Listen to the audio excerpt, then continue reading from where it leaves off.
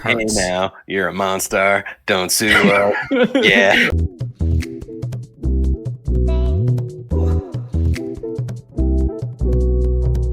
California should just be underwater.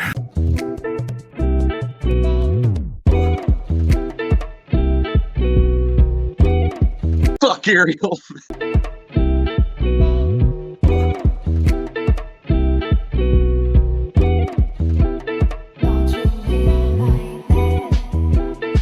Men Fender's Men Symbol.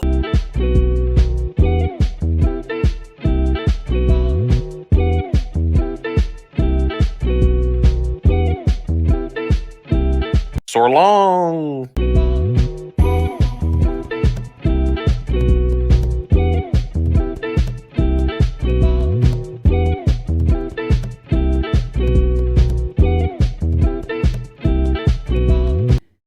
Hey there, it's the Machine of Nonsense, episode 185, and it's day 2 of the Nonsense of the Year Awards 2024. Day 1 found us making a long list of video games, TV shows, and movies that we will be spoiling as part of day 2 today. I'm your host, Eric, joined as always by Kayla. Hello. And we've got the whole crew. Tomas is here. Hey, I'm feeling like shit, but I'm here, baby. Yeah, Let's go. he is. Ryan's here. Beetlejuice. Yep, that's what they say. Here twice. Mike is here. Hey, I'm here. House full of kids. We're doing this. Hell yeah. And D is here. But he's on mute. He's muted. There he is. I was muted. Yeah, hell yeah. That's how we're starting off day 2 of the Very Nonsense of the Year Awards 2024. In day 1, we created the long list, and we decided that day 2 will consist of best character, best moment, sequence, or episode, and most disappointing. We are ending on most disappointing on day 2. That's how we do this year, everyone. This is the 4th time we've done this, the 4th annual Nonsense of the Year Awards. So that's cool. That's really great. Thank you for joining us for the previous 3. And if you haven't, thank you for joining us for the first time ever. If you didn't check out episode 1, day 1 of the Nonsense of the Year Awards, we're going to recap the long list of video games, TV shows, and movies. Starting with the video games, I'm going to start off, and then Kayla, if you could hit the TV shows, that would be great. Okay. Heard. The video games that we will be talking about in one capacity or another. Full spoilers for anything on this list. Astrobot, Balatro, Black Myth Wukong, Call of Duty Black Ops 6, Crow Country, Dragon Ball Sparking Zero, Elden Ring Shadow of the Erd Tree, Final Fantasy VII Rebirth, Guild Wars 2 Janthier Wilds, Helldivers 2, Indiana Jones and the Great Circle, Kinitsugami Path of the Goddess, Like a Dragon Infinite Wealth, Marvel Rivals, Metaphor Re Fantasio, Neva, Paper Mario The Thousand Year Door, Pepper Grinder, Persona 3 Reload, Pokemon TCG Pocket, Prince of Persia The Lost Crown, Stalker 2 Heart of Chernobyl, Silent Hill 2, Squirrel with a Gun, Tekken 8, Thank Goodness You're Here, and The Legend of Zelda. Echoes of Wisdom are the video games this year nominated for the NOTYs. Kayla, take away TV shows, please. For TV shows, we have Abbott Elementary Season 3, Agatha All Along, Arcane Series Finale, Bridgerton Season 3, Dan to Dan, Dead Boy Detectives, Delicious in Dungeon, Fallout, Go-Go Loser Ranger, House of the Dragon Season 2, Invincible Season 2, Kaiju number 8, Chaos, Last Week, Tonight with John Oliver, Mr. and Mrs. Smith, One Piece Fan Letter, Only Murders in the Building Season 4, Ranma half, one and a half, One half. one half, Ranma one half, Ring of Power Season 2, Say Nothing, Shogun, Shrinking Season 2, Somebody Somewhere Season 3, Star Wars The Acolyte, the 10th Annual Game Awards, The Bear Season 3, The Boys Season 4, The Penguin, What We Do in the Shadows series finale, and X-Men 97. Wonderful. And last, but certainly not least, the movies that are nominated this year are A Quiet Place Day One, Alien, Romulus, Anora, Beetlejuice, Borderlands, Challengers, Civil War, Deadpool and Wolverine, Don't Move, Dune 2, Furiosa, Heretic, Hitman, I Saw the TV Glow, Inside Out 2, Jackpot, Joker, Folie et Deux, I love saying that, Lisa Frankenstein, Longlegs, Love Lies Bleeding, Madame Web, Nosferatu, Piece by Piece, Saturday Night, Speak No Evil, Strange Darling, The Substance, The Watchers, The Wild Robot, Transformers 1, Trap, Twisters, Ultraman Rising, and We Live in Time. So, anything we listed here could be spoiled today. We are doing the categories of best character, best moment, and most disappointing. We may not talk about all these things, but we could. So if you haven't checked these out, sorry if we spoil anything from them. Also, this is going to be both an audio and a video episode. Probably best to watch the video on YouTube. If you prefer audio, not to see our smiling faces, perfectly fine. It'll be on all of your podcast apps as well. I love the smiles. But yeah, check out the video, guys. Let's bring up my next little thing here, and let's change out the... Okay, we're doing all kinds of things here, folks. Someone vamp for me. Man, I had one movie that I don't think is on the list that I don't know if we should add it or I don't know. Ooh. That popped. Made Run my it, bud. Do it. Let's add it. What is it? We'll do Ricky it live. Stenicki. Ricky Stenicki. Ricky Oh, wow. John Cena led. Oh, wow. I don't think I'm Come a day. familiar with that one. Ricky Stenicki? You said? I do remember. Okay. All right. One of those Amazon Prime. Yeah, it's deals. one of those one of those weird comedies. You watch the whole thing, eh, Mike? That's where John Cena shines.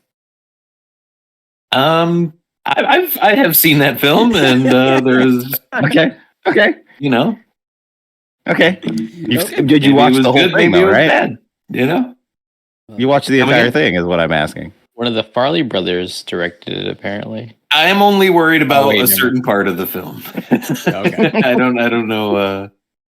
I don't exactly remember the ending, but I do remember the part I like. That is a ringing endorsement by Mike. I love it. Oh, it isn't okay. a great film. Well- It is not a great film. It was pretty good. Oh, good. does anyone Oh, want to boy. go first? With Uh, this yeah. character. I'll Oh go. my god. Okay, I Ooh. love it.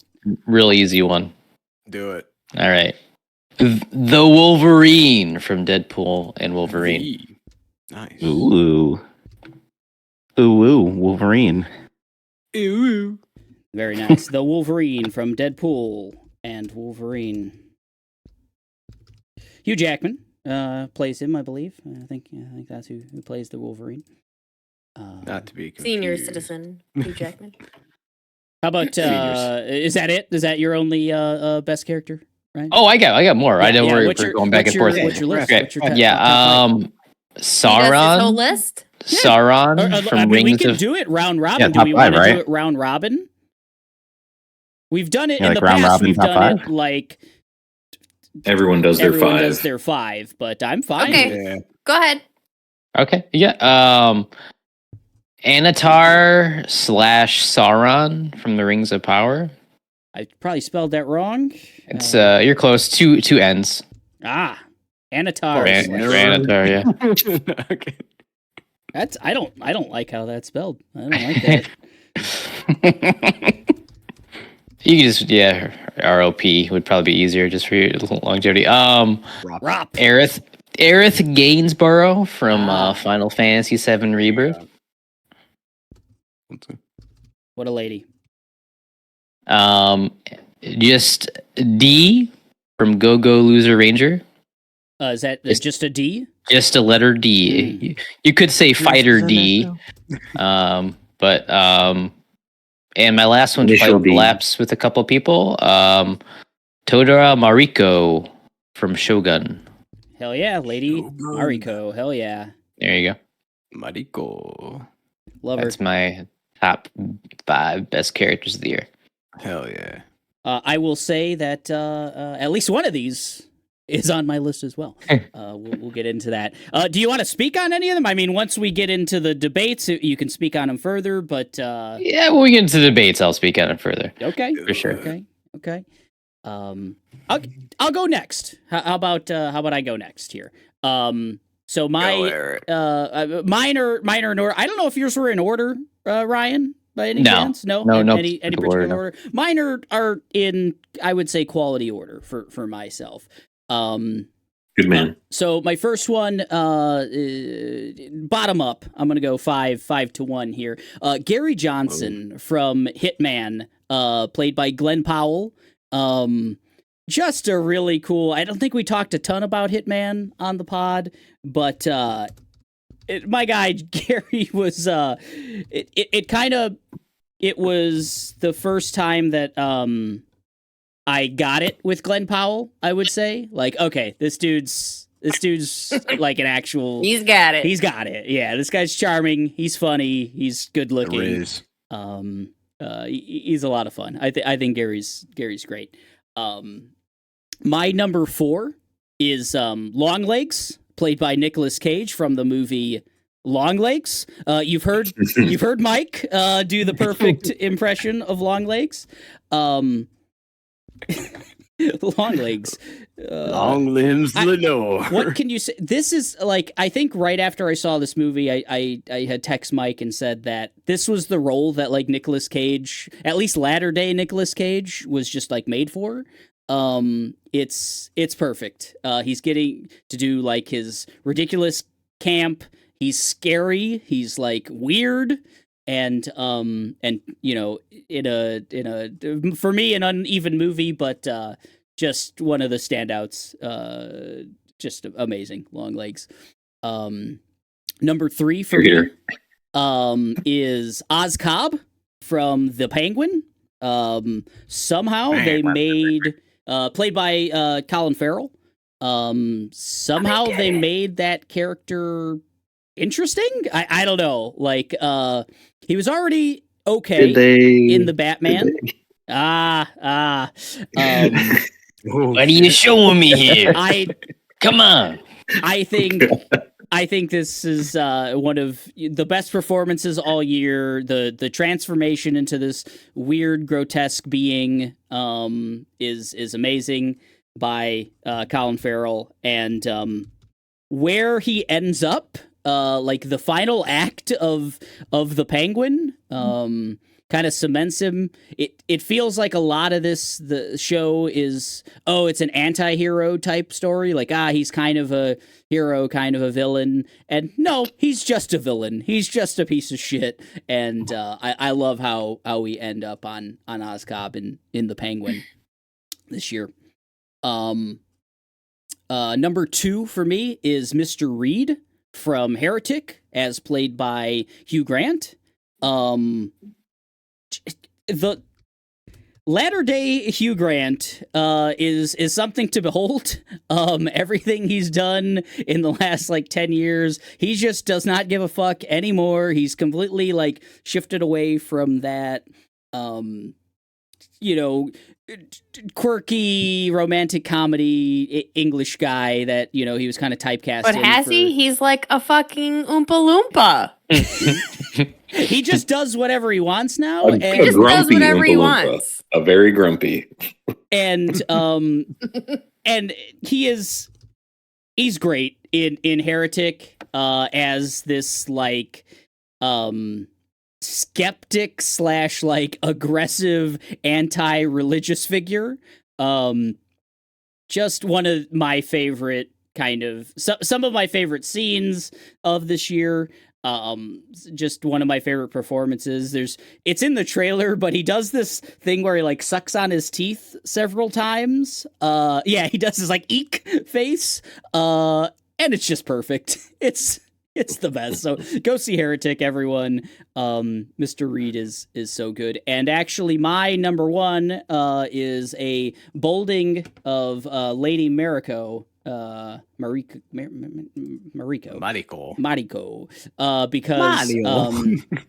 Because she was my favorite character this year. Played by Anna Sawai in Shogun. Just a phenomenal performance in a couple different languages, and just I don't know. I think we'll be talking about Shogun more throughout the Nonsense of the Year awards, but all the awards and nominations that Anna Sawai got are completely deserved, because Mariko was just I don't know, just one of the coolest characters ever. Very strong. Amazing. The strongest character. Oftentimes doing very little in terms of like she does some fighting, which is cool, but really it's all with words, with language, with like her face, with everything. Like just a phenomenal performance this year, Lady Mariko. Shogun. That's my list. Good five. Hell yeah. Should I go next? Why not? Sure. All right. Characters. Best. I will also do my ranked characters. Starting with number 5. I have Dementis from Furiosa. Chris Hemsworth. Nice. Just a fun time. You gotta have a little fun on your list here. I have number 4, the Ghoul from Fallout. This is one of those, like how Eric was saying with Colin Farrell and Oswald Cobb. Part of it is like how good the actor is that makes this like the Ghoul is a character in a video game that is not really that meaningful, but they obviously give it a lot of meaning. So the Ghoul. Number 3, you can go ahead and bold Mr. Reed. I also found it very an interesting character for Hugh Grant to play. Number 2, I have Sophia Falcone, also from The Penguin, but Sophia Falcone, partially because her clothes are fucking dripping. Ooh. Christina Milioti, right? Ooh, yeah, right? Fun. She's a good time. The mother of How I Met Your Mother. And we my didn't mention number that in the spoiler warning. My number 1 favorite character is Dolores Price from Say Nothing. Oh. A real human. Wow. I think it's ROUS. You're right. Because it's Dolores, right? It's Dolores. It's right.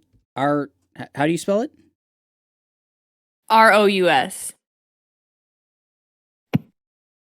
That's That's not right, but that's fine. The spelling doesn't matter. We'll get the spelling in post here. Yeah. We'll be talking more about Dollar's Price later, I think. DOLOURS. URS. Yeah, just too many. DOLOURS.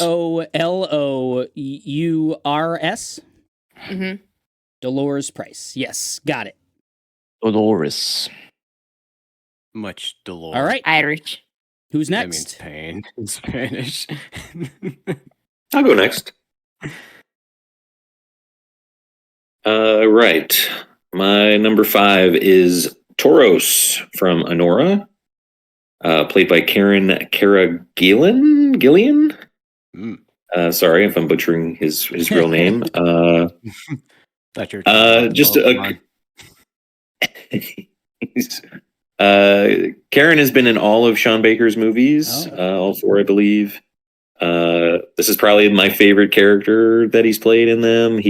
So the title character Nora is a stripper who kind of makes a deal with this Russian billionaire son who's just kind of disobeying his parents and decides to marry this girl, Honora. And once the family becomes aware of this, they call Tauros, who is like a family priest / fixer kind of guy.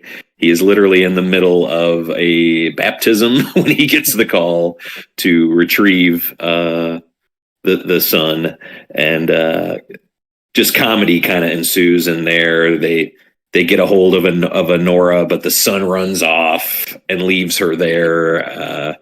So it's kind of Tauros and his lackeys and Honora trying to find this young man throughout New York, and parking in the wrong spots, and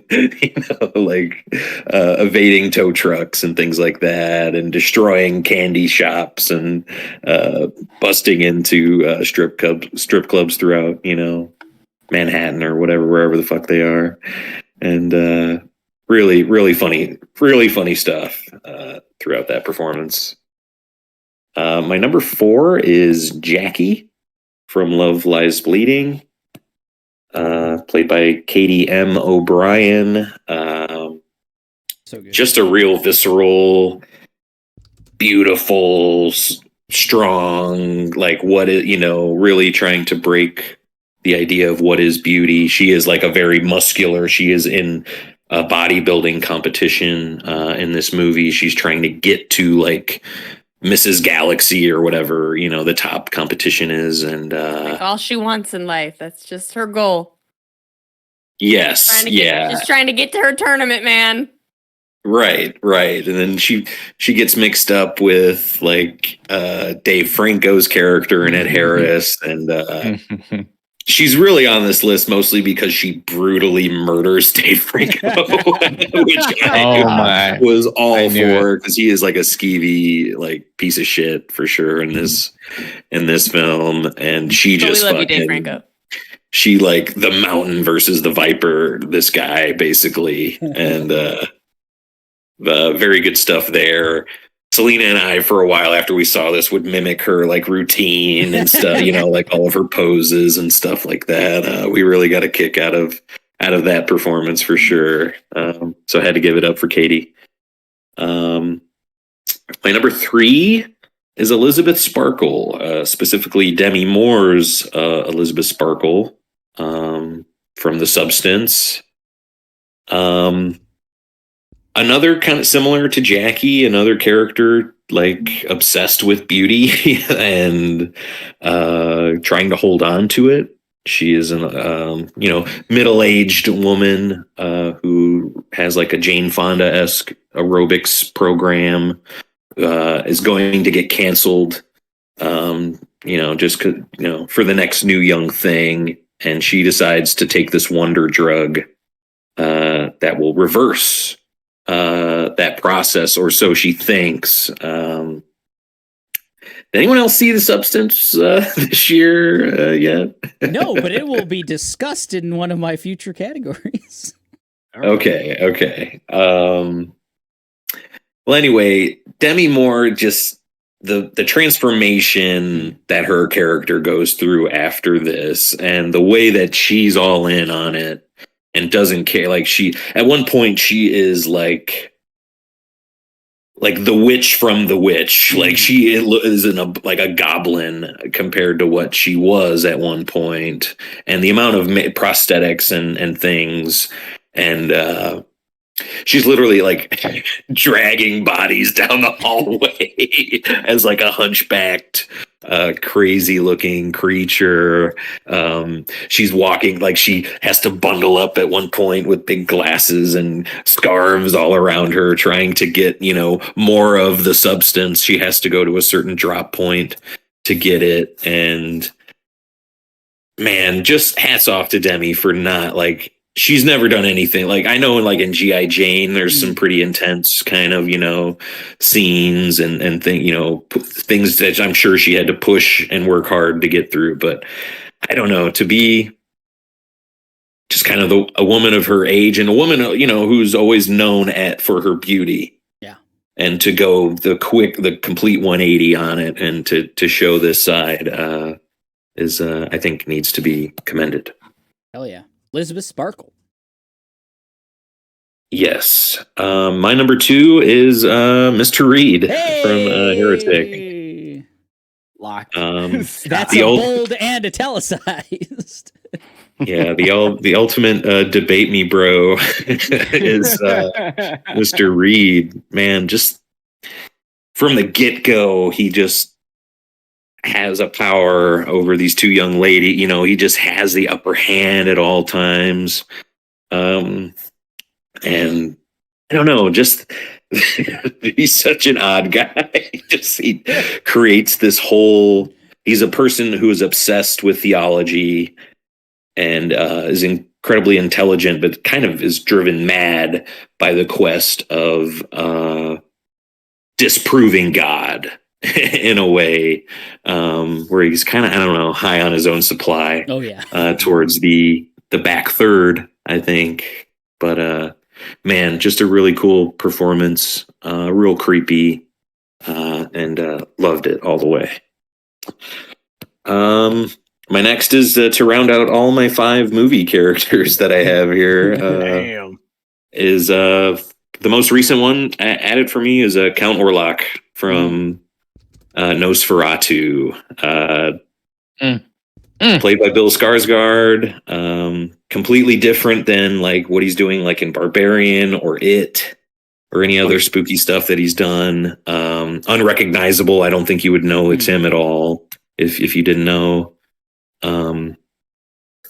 And he's doing like he's doing a weird accent, like this and talking, He's like Nandor. Hungarian. He's 100% Nandor. Yeah, I don't think we don't have enough time to get. But it's just the way the character is used throughout, just the shadows of everything, and just rewatching clips and things and noticing, oh wow, his whole silhouette is there and he's everywhere throughout the whole movie. And what a good movie. He's just like the best part of a movie, all about just that whole vibe and look and everything. And I don't know, his whole like final like kind of not like it's almost like a monologue, but Lily Rose Depp is there, and just him, like just the way he explains things. And Eric brought up after we saw it how he calls himself just an appetite at this point in his life. And that's all he is. He's just like a thing that wants to feed, and that's all that matters to him at this point. And the scene where he's like, it's basically the whole movie is a real estate deal, basically, between he and Nicholas Hoult. And that scene's really great, and how the camera shows him kind of how powerful he is, almost like how he can just like kind of shift where his position in the room at an instant and things like that. And really cool. Really, it's his whole thing has stuck with me a lot since I saw that. I concur. Hell yeah. That's a good one. D or Tomas, whomever. I'll go. Hell yeah. Yeah. I don't know how much longer I can handle not throwing up. So Do it. Nah. All right. I gotta throw some Rifantasio love on here. Ooh, yeah. I'm going with the G, the man, the myth, the legend himself, Luis Guiban. How the hell he's do the you spell that? Louis. And good luck on the last name. I can look it Just up for go you. metaphor. You know, we're good. Yeah, just put Yeah. metaphor. I'll Just put it cheap. in the chat. I'll put it in chat. I got it. I got you. This dude just eats up scenes this whole entire game. Voice actor, fucking bravo. He's the bad guy of the game, but like he's risked up to all hell. He makes some good points too. Like it. There you go, E. Nice. But yeah, man, he's fucking like. I really enjoyed this game, so I mean, it's fucking nuts. But yeah, man, he was just such a good bad guy. Like he played everything so fucking fast and loose too. Like he fucking spoilers everywhere, but yeah, he's like fucking game starts, he fucking kills the king. He's like, yeah, man, it's like fucking falling short on your ideals, whatever. I stabbed you, and then like when they like fucking call it out, he's like, yeah, I did it. So what? He's like, fuck it, this country's in shambles. I'm gonna do something to fix it.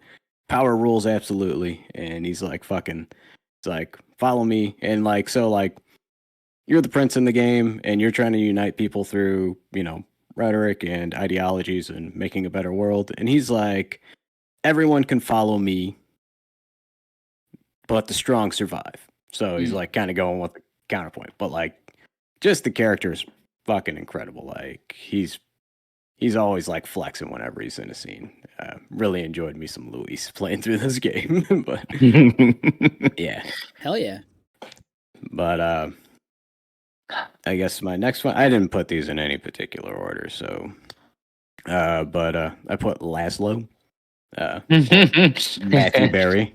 I think this morning alone, Jackie and I said, might I interest you in a succulent Chinese meal at least like 50 times at breakfast? God, it's like just to see a show come to the end, and he was my favorite character front to back, so just wanted to give my boy Matt Berry some love. Hell yeah. Big time. 2-time nominee maybe in this, Ooh, yeah. He's also in Thank Goodness You're Here. Nice. The next one is one probably from a show that I only watched. So, the main character from Somebody Somewhere, her name is Sam, and she is just a person, and she is going through it, and she is going through all the emotions. Like third season, like it seems like everything's resolved with like everybody from like season 2. Like her dad died in season 2. Her sister got divorced, her friend found love, and everybody's like at a point where they're like moving on, but she's like stuck. She's like, everything was going so good, but now everybody else around me is living their lives differently, not in tune with me. And she's just going through it. And she's, she just learns how to love herself through the process. She is enough, but I can relate a lot to like the inner monologue and the thoughts of like, everyone else around me is like living their lives. Do they not see me anymore? Am I not, shit like that. So very well done. I love the show in itself. It's just such a good slice of life like show. Yeah, but that's one. What was it called? Somebody Somewhere. Somebody Somewhere. Yeah, and it's like that's kind of like a play on. She was like a really good singer, like in her hometown when she was younger, and she left for reasons, and then she comes back. That's. But yeah. Yes. Jackie was asking if I was talking about that shit. Next one I'm gonna go is Beetlejuice. or Beetlejuice. Nice. I don't know. It was like just I saw that movie and like I didn't expect that I was going to enjoy it as much as I did, and it's probably like the only movie I saw this year. And I thought, Beetlejuice was just doing his thing, and there's like a moment in there, so I'm not going to like spoil it now. So yeah.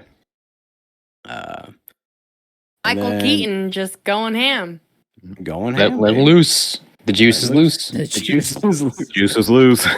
We weren't supposed to say the moment, guys. Oh, when he gets loose, fuck. Yeah, he gets real loose. When it gets so loose. And then the last one, I'm just gonna. I was kind of going back and forth to this, so I knew that like Deadpool and Wolverine was gonna come in, and like Channing Tatum, he played Gambit, and then we got X-Men '97. I just felt like it was a good year for Gambit in general. I like that. Shit. Yeah, my boy got some long Was it? deserved Overdue. Overdue Yeah. love. Yeah. That's a good. So. That's a good smuggle there. I think I'm putting Deadpool and Wolverine / X-Men '97. That's a good one. It's a good one. Raging Cajun, baby. It's always been my dude. That's good. I like that. Good stuff. D. Last but not least. All right. Great list, everybody. So good. Toiling over here because I was seeing some stuff and then remembering things. I'll start with the one I remembered that I didn't actually mention in episode 1, so I just wanted to talk about it. And it's Alistair from Has Been Hotel. Mm. I'll allow it. I love a good mysterious character that's just he's got machinations. He's doing stuff in the background. And the voice actor just nailed the charisma, the creepy charisma of this character is what I often quote at home to the children, especially when they're misbehaving. Great character design too. Yeah, it's so good. He's just so good. That show's got really good character design. Yeah, it's just very great for my eye holes. I really enjoyed that.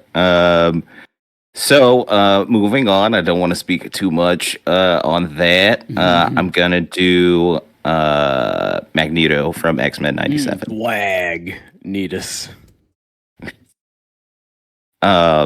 Start to finish, that the moment he's on screen to the last moment, in the season finale, just they took him places that I didn't think they were gonna do, that they were gonna attempt to do, and that just really reaffirmed why it was so impactful in the original, why they always latch onto him in the live action adaptions, and it's just he really is kind of that keystone for X-Men as well.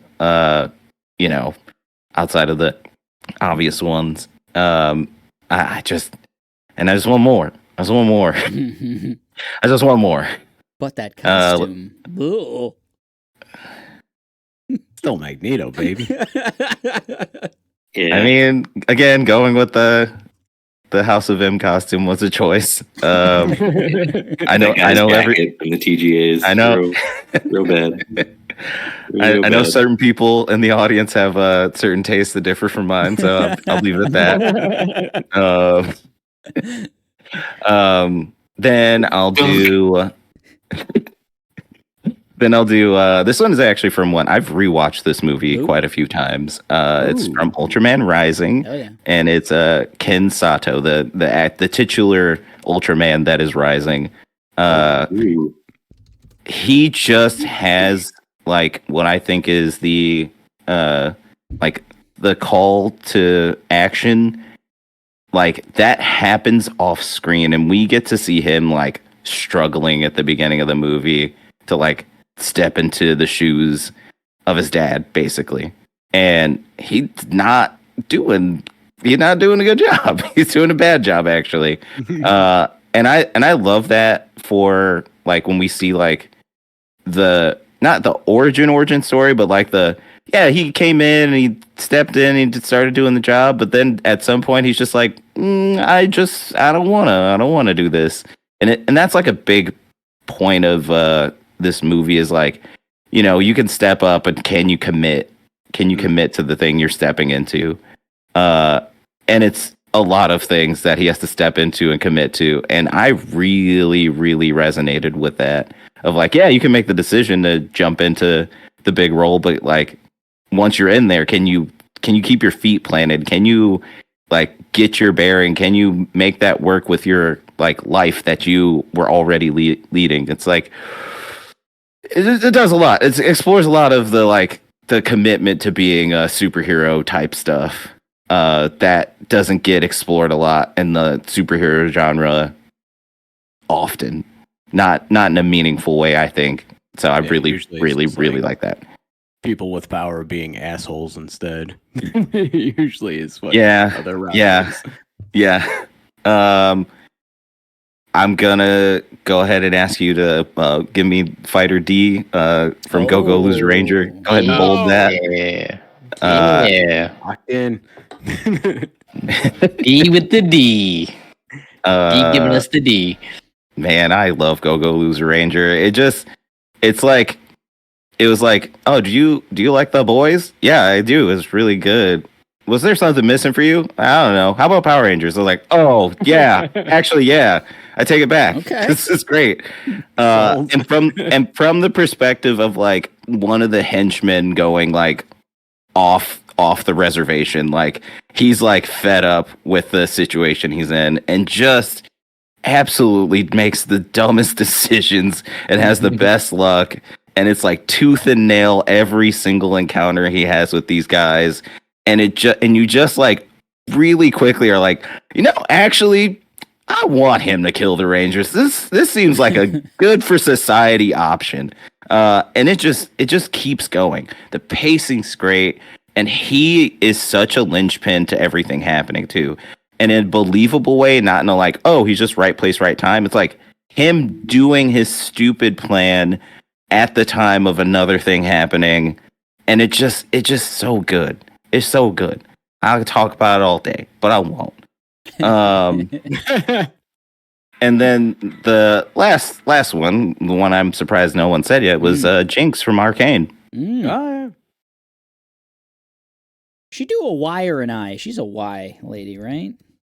She's an Why? I. It was She's an I. An I. I had two She's an I. choices and I chose the wrong. I mean, like, there's a lot of good and a lot of bad about character choices in last season, but there's so many more good. There's so many more good parts, like Arcane. If we're talking Arcane as a total package, because we are saying it's the series finale. Yeah, I think Jinx as one of the movers in this was a wise decision, because it does add the like wild card effect that you want in like a show with lots of action, and just it's really interesting to see where it takes her. Like I said, ending aside, great character. hell yeah, good stuff, man. Well, we've got the list then. Let's recap. I'll recap, and then we can kind of do some ordering and pick a nonsense top 5. So we've got the Wolverine from Deadpool and Wolverine, Anatar / Sauron from Rings of Power, Aerith from Final Fantasy VII Rebirth, Fighter D, Go Go Loser Ranger, bolded because it was picked by Ryan and D, Lady Mariko from Shogun, myself and Ryan both picked that one, Gary Johnson from Hitman, Longlegs from Longlegs, Ozcob from The Penguin, Mr. Reed, bolded, italicized, 3-time pick from Heretic, Dementis from Furiosa, The Ghoul from Fallout, Sophia Falcone from The Penguin, Dolores Price from Say Nothing, Toros from Honora, Jackie from Love Lies Bleeding, Elizabeth Sparkle from The Substance, Count Orlok from Nosferatu, Luis Guillaburn from Metaphor, Refantazio, Laszlo from What We Do in the Shadows, Sam from Somebody Somewhere, Beetlejuice from Beetlejuice, Gambit from both Deadpool and Wolverine and X-Men 97. Tricky. I think those cancel each other out, unfortunately. Alistair from Has-Been Hotel, Magneto from X-Men 97, Ken Sato from Ultraman Rising, and Jinx from Arcane. So I'll do a little move in here. I'll throw Mr. Reed up top just because of what we need to do here. Fighter D as well, and Lady Mariko as well as the multi-picks here, which we usually give a little bit more weight to. They don't have to stay in the top 5, but maybe they do. Is there anyone feels really passionate about that To keep them off, yes. Okay. What Oh, should not be there, Mike? I don't think Aerith should make it. I Interesting. don't think Okay. Oswald should make it. Oh, well. I don't think. Who else was there? There's some other people on there. It's not letting me zoom in. Well, we gotta pick 2 that can go. Right. Oh, there we go. I figured it out. I mean, We zoomed in. Nice. Yeah. Wow, how do you do that? Jinx shouldn't make it. Dolores is really fucking cool. Eric, how did Okay. you not put her on your list to get this Oh, bold man. guarantee? It was tough. I will say she's an incredible character, but she's also like it's a historical drama. So like that's a real human. That like the events are from what I've heard fairly true to like what actually occurred, and I would say her sister also in the It was show. pick who I wanted to pick really between like 3 of them. Right. I also like Dark as well, Brendan. Those are the 3. Right, but I discounted it because it's just a historical like Because it's real. He won't give her any credit. I'll Whoa. give her the credit that Whoa, bro. like What about Lady Mariko? She's probably real as fuck. She is real fucked, actually. it's like that's more like based on Yeah, like, based on.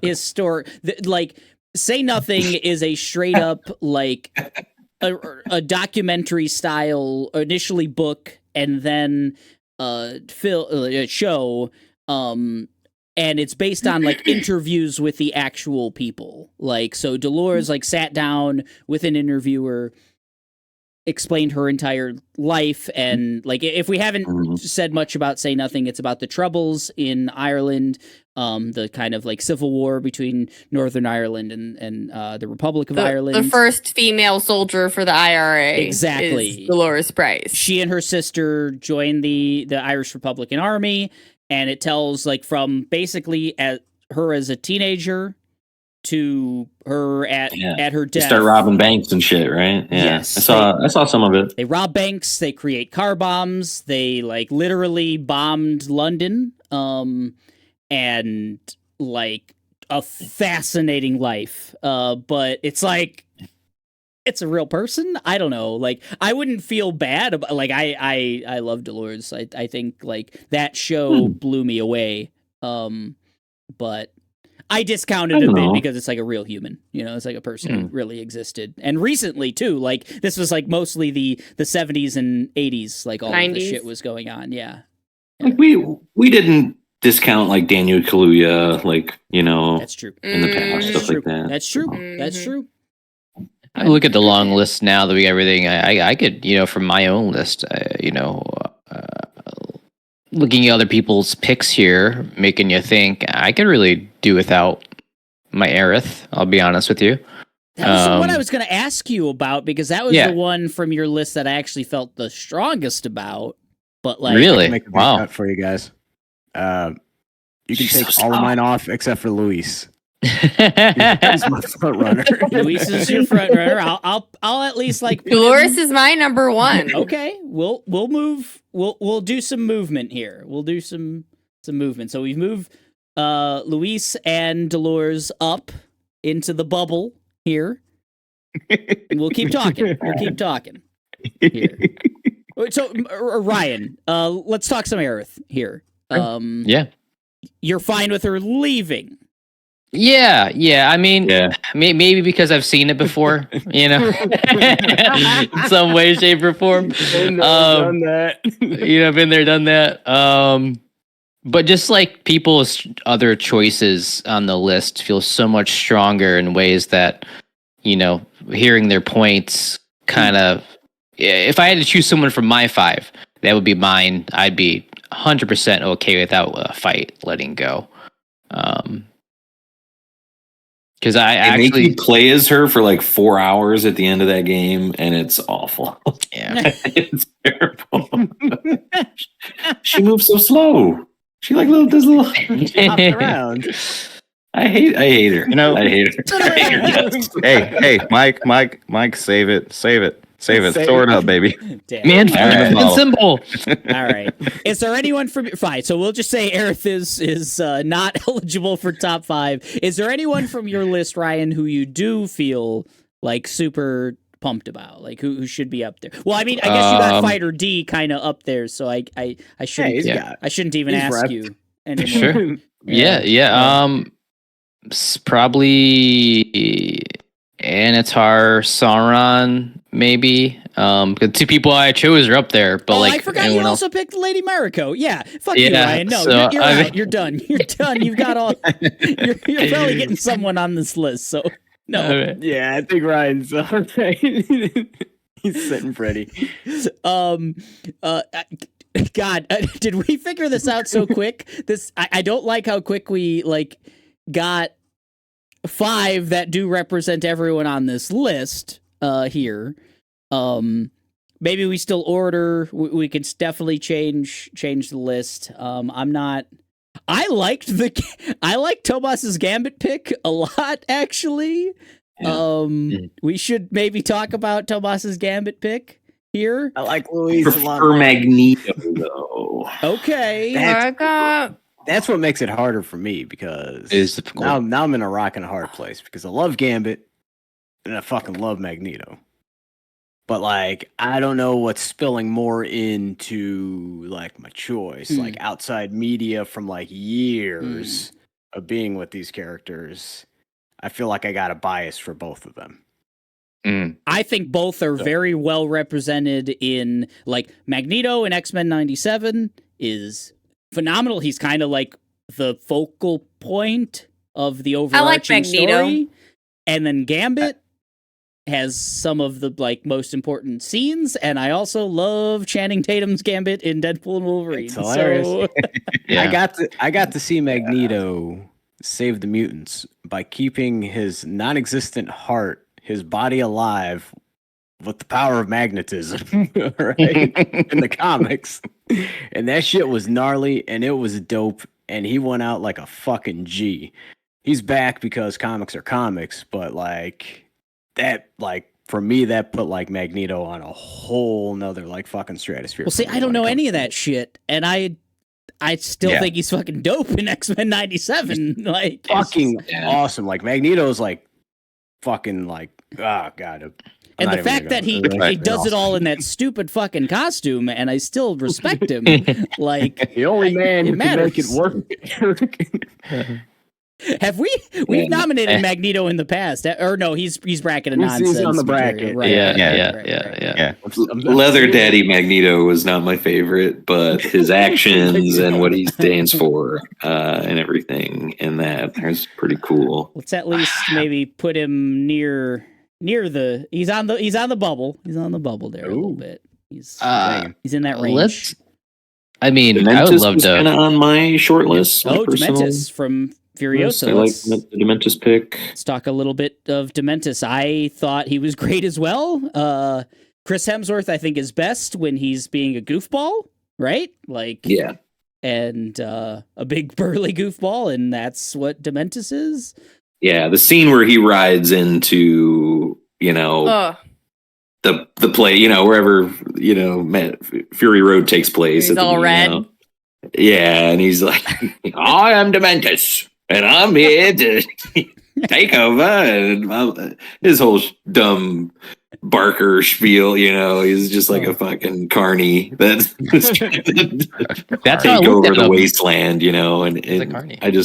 I really dug his whole thing. And he's Thought constantly he was the getting his best part ass of the kicked movie. too. It's great. All the time. Yeah, he's kind of failing upwards all the time in the movie. I don't remember that. A little unhinged. I liked his performance. I think it was one of the best in the movie. I think he outshined Anna Taylor, whatever her name is, Anna Taylor, whatever, by a huge margin. Yeah. I wish there was just my only problem with Dementus is I wish there was just more. Oh, okay. I wish there was just more of him because he was so good and he was like, he stole the scenes whenever he's in one, and Just long stretches where he's not in the movie, right? yeah, exactly. That's what I mean. Like, you started so strong and like, fuck, holy shit, give me more of this guy. This is fantastic. Maybe spoon feeding is, just a little here and there. Mike, I want to hear more about your Count Orlok because holy crap. You've seen it, right, Ryan? I mean, what a performance, man. Holy fuck. Yeah, amazing. What do we think of the mustache? Yeah, I thought it was cool. Yeah, I thought the look was really interesting. It wasn't what I expected. I saw a lot of like people posting weird, like, this is what Bill Hader's going to, or not Bill Skarsgård's going to look like. I want Bill Hader as Orlok now. Yeah, that'd be cool. Yeah. And it wasn't what I thought. I thought it was going to be much more in line with the Max Schreck old, 100-year-old nose, which it kind of is, but he looks, I don't know, like a Red Ribbon Army Dragon Ball character. Yeah, that's a great description. Living in Transylvania, I don't know. And I dug his design, dug just the whole thing, the scene where he finally gets to I forget the town that he winds up moving to and buying land, and the shadow that creeps across everything, and just the plague and madness that comes with him on that ship. The scariest moments of the movie are pulled off really well. The jump scare kind of moments are great with him too, and I don't know. I really dug him, and Year of Great Horror. I thought he was like the best character probably for me out of all of it. Even more. I know Mr. Reed is highlighted for us already, and I loved him as well. I thought Orlok was even a bit better. Yeah. Orlok was, I gotta, like, there's just several scenes from that movie. Most of the shadow shit is my favorite stuff with Orlok. Like, anything with shadows, when he meets his end at the end, there's a great use of a cool shadow on a pillow kind of thing that happens. Love the voice, love the like weird, stilted, just very slow. Every word is coming out like so a million slow. years old. Oh, we see his dick. If that gets like it's the only character currently in our like bubble, the Orcock, where we see the full the Orcock, yes, full schlong. Yeah, so I can't say that about any of the other characters on this list. So just We don't see Laszlo. It's hinted at many times. It's very implied. Like, I feel like seen that. Still FX. Can't really like.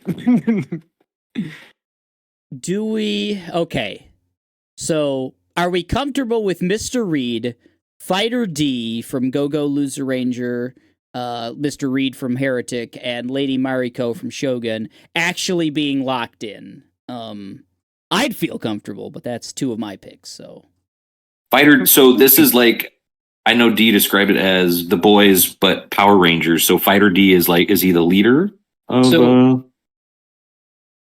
Fighter D. So there's the Power Rangers, hierarchy, and there's Right. Rita Repulsa, like a main big boss villain, and then there's her henchman, right? Fighter D is Oh, the he- henchman. Yeah, he's the Okay. henchman, and what kind of cool. the setting is like Like the Power Goldar or Rangers. something? Yeah, the Power Rangers really destroyed all the big old Rita Repulsas of the world like years ago, but they're keeping pretty much society at bay and believing there's always a threat by using these henchmen, so to speak, as like theatrics. Kind of like think of like a my goodness, the medieval show you go to, what was it called? Medieval Times. Kind of like that almost, like just theatrics and just keeping, they're super weak, but the thing public is, believe that it's real. right? People believe it's real, and they sell merch, commercialize, Okay. etc. But these guys, they're kind of immortal. They're kind of immortal because they're like basically they live on this like kind of think of almost like a Kami's tower type situation with all these crystals and stuff, and they're just kind of put there. And so Fighter D just gets kind of sick of the bullshit for years and years and years. He plans to like how to infiltrate the Rangers, and the Rangers are all not great people. Let's be real. They're pretty boysish. Yeah, boysish. The egos are huge. The egos are massive. But and I'll say the difference from the boys is they have redeeming qualities. Like the Rangers aren't just like pieces of shit all the time. They actually protect people. They don't really like some of them don't really think too highly of the general populace, but they do actually protect people. They consider it their job, and they get through it, and they don't really demean too many people to do it. But the stark difference, I think, is that they added like Power Ranger squadrons underneath each character. So you have full battalions of people who want to be the next Red Ranger, the next Blue Ranger, the next Green, like they want to be the next one. So they joined up. So there's just like this whole hierarchy, and like there's political shit, and then there's personal shit, and it's all happening simultaneously as, this character is just fed up with the whole fucking thing.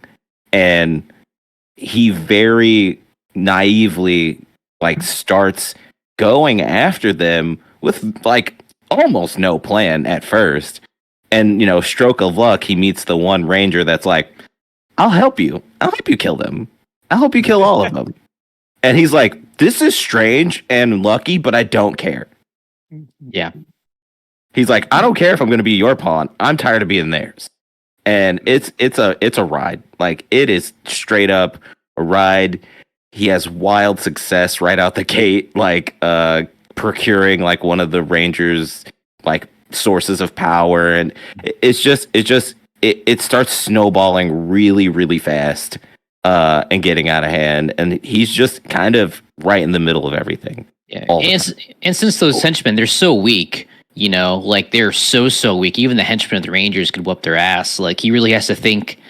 He has a certain power. The henchmen have power that make him very. He can infiltrate things easy. Kind of like it starts off very like spy subterfuge kind of sort of deal, and it's just very interesting because he has to think. Otherwise, how do I beat these people without just like brute force, right? How do I basically turn themselves against each other? Anyways, yeah, Fighter D's great. So, Mike, it sounds like he's basically Jack Quaid. If that, like, Oh no! Yeah. Oh yeah. Your favorite part of the boys, I think. We got to get rid of the go-go. No, honestly, the whole premise sounds amazing of Go-Go Loser Ranger. Okay, then we're deciding on 4 and 5, basically. In terms of Dolores Price from Say Nothing, Luis Guillaburn from Metaphor Refantasia. I made a line. I don't know if we're going to go with this, but that's my bubble line. I've also got Magneto from X-Men 97, Dementus from Furiosa, and Count Orlok from Nosferatu as like the on the bubble picks that could jump into 4 or 5 there. I don't know. What are we feeling? Anyone want to poke at Dolores Price or Luis Guillabarn? I mean, if I don't mind the list the way that it is. Dolores seemed cool. I watched I think 3 or 4 episodes of Say Nothing. I plan on finishing it at some point. Please do. It wraps up phenomenally. Cool. Okay. I got a little taste of Luis from the demo I played. He did seem like a fucker. Very good. Little Lord Boy. Oh, he gets Lord boy. up to like 11, man. Fucking old boy goes nuts, and he doesn't let off the gas. Like, he's just fucking like, fuck you. This is it. Fucking fall in line or get the fuck out of the way. Like, it's hard to explain a character in a 100-hour plus game, you know, in a short amount of time, but old boy's wild. Right. It's a very representative top 5. It covers all of our tastes, all of our like experiences this year. So, not against it. Kayla, what do you think? I mean, Dolores was your pick, so she's on there. Mm-hmm. I also like it the way that it is. I felt like it looked pretty good. All right. If speak now or forever hold your peace, everyone. We might have a top 5 in best character in 2024. All right. Your silence is golden.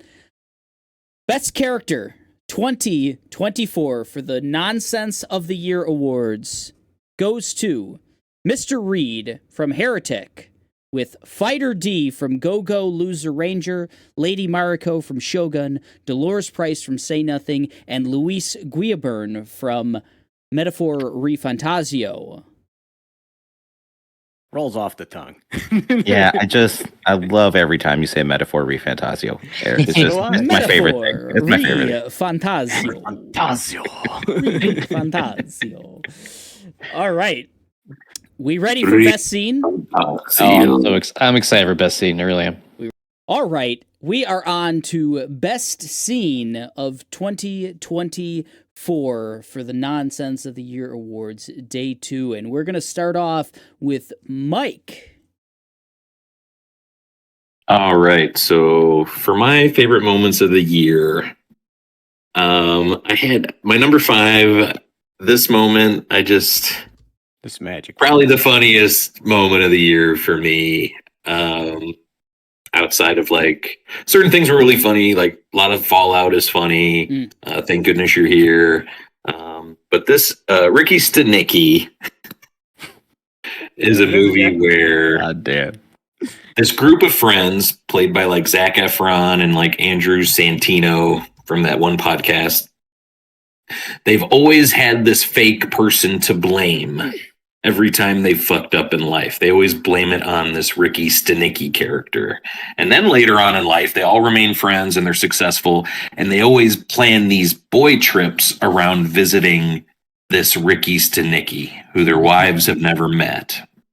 So finally, the wives need to know, like, they need to like meet this Ricky Stenicki. So they need to find a Ricky Stenicki who will be played by Hot Rod Ron, who's played by John Cena. Oh my god. Who they like find online? No, not Hot Rod Ron, Rock Hard Ron, who has like his own show in Vegas, I believe, where he does X-rated covers of famous rock songs. Oh my god. Yeah. Their wives have never heard of him. Like he does Devo. So discretion advised here. I'm getting dirty here, everyone. Ooh. All right. Dirty. He does Devo's Whip It, and he's like, oh, grab that dick. Dude, your hand will fit. And this is John Cena up here. Full Devo here. He has a Billy Idol one. Nice day for some wood whacking. But the best one is his Peter Frampton. He's, ooh, baby, I'm masturbate. and that'll just pop up in my head all the time, and it's really funny. He's in a fake wig, and he's like got the wind machine blowing his hair, and sorry, that's my number 5. Hide the kids. I'd argue that you're number 1. Yeah, for real. Set the bar really high. So we started off with "Ooh, Baby, I Masturbate" from Ricky Stanicky. Yeah, we're starting off strong. We are. Too strong. My number 4 is they figured out how to like make a cool alien movie, like without doing the same exact beats over and over again. Alien Romulus is like a pack of like teenagers, maybe early 20s, working like in a nowhere like colony somewhere and just trying to like find a way out. And they get word of this derelict Weyland-Yutani ship out in, not too far out from their atmosphere. And they plan on, salvaging whatever they can from there and making it back to like someone's homeworld, I believe, way out in the galaxy. And it isn't, what we've always seen, the group of the smartest people on a spaceship. Oh, let's look into an egg. Oh, God. Like, there's actually, like, shit goes wrong. They need to, like, get to, like, a certain medical bay in the ship. And then that kind of defrosts all of these, the face huggers that have been frozen on the ship. And it was just a really neat way to like introduce the threat. I thought, there is a lot of, fan servicey kind of stuff in the movie, but really the sequences and just the whole kind of the backgrounds of all the characters and things were really different for the series, I thought. And I don't know, it was cool. Like, I think Alien's in a cool place. It's cool to have Predator hopefully in a cool place. It seems like maybe that's wishy-washy whether we're going to get that Prey sequel. And then for Alien, it just keep humming along, 50, 60 years later, whatever it's going to be. It's pretty neat. Hell yeah. They figured out Alien. Yes. My number 3 is from House of the Dragon, episode 4. Aragon. Probably the best episode of the season. This part was like where the battle at Rook's Nest, and you have like the big dragon battles between Rhaenys and oh man, what's Eye Patch's name? Aegon, I believe. It's totally 14, right? Yeah. He's a big guy. Mike and just knows just how big he is, I think. Yay! Oh yeah. We get to see the Orcock as well. For sure. Yeah.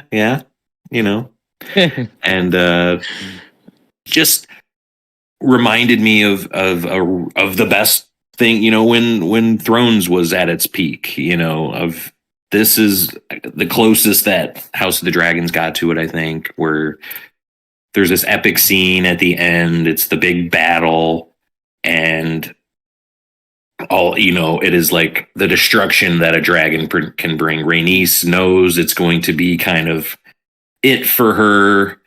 She had that moment in season 1 where she could have like took out the whole royal family when she broke out from the ground and stuff. But this is like her way of making up for maybe that error.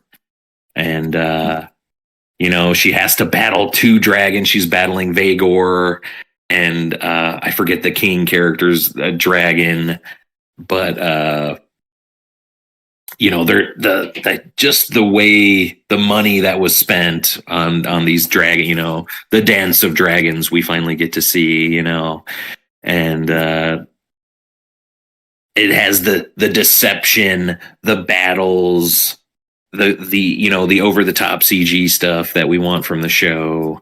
The death of a great character, I thought Rhaenys was kind of my favorite character in the show at that point, and of course, if it's my favorite character, they're not long for the world in that universe. So had to say bye to her, and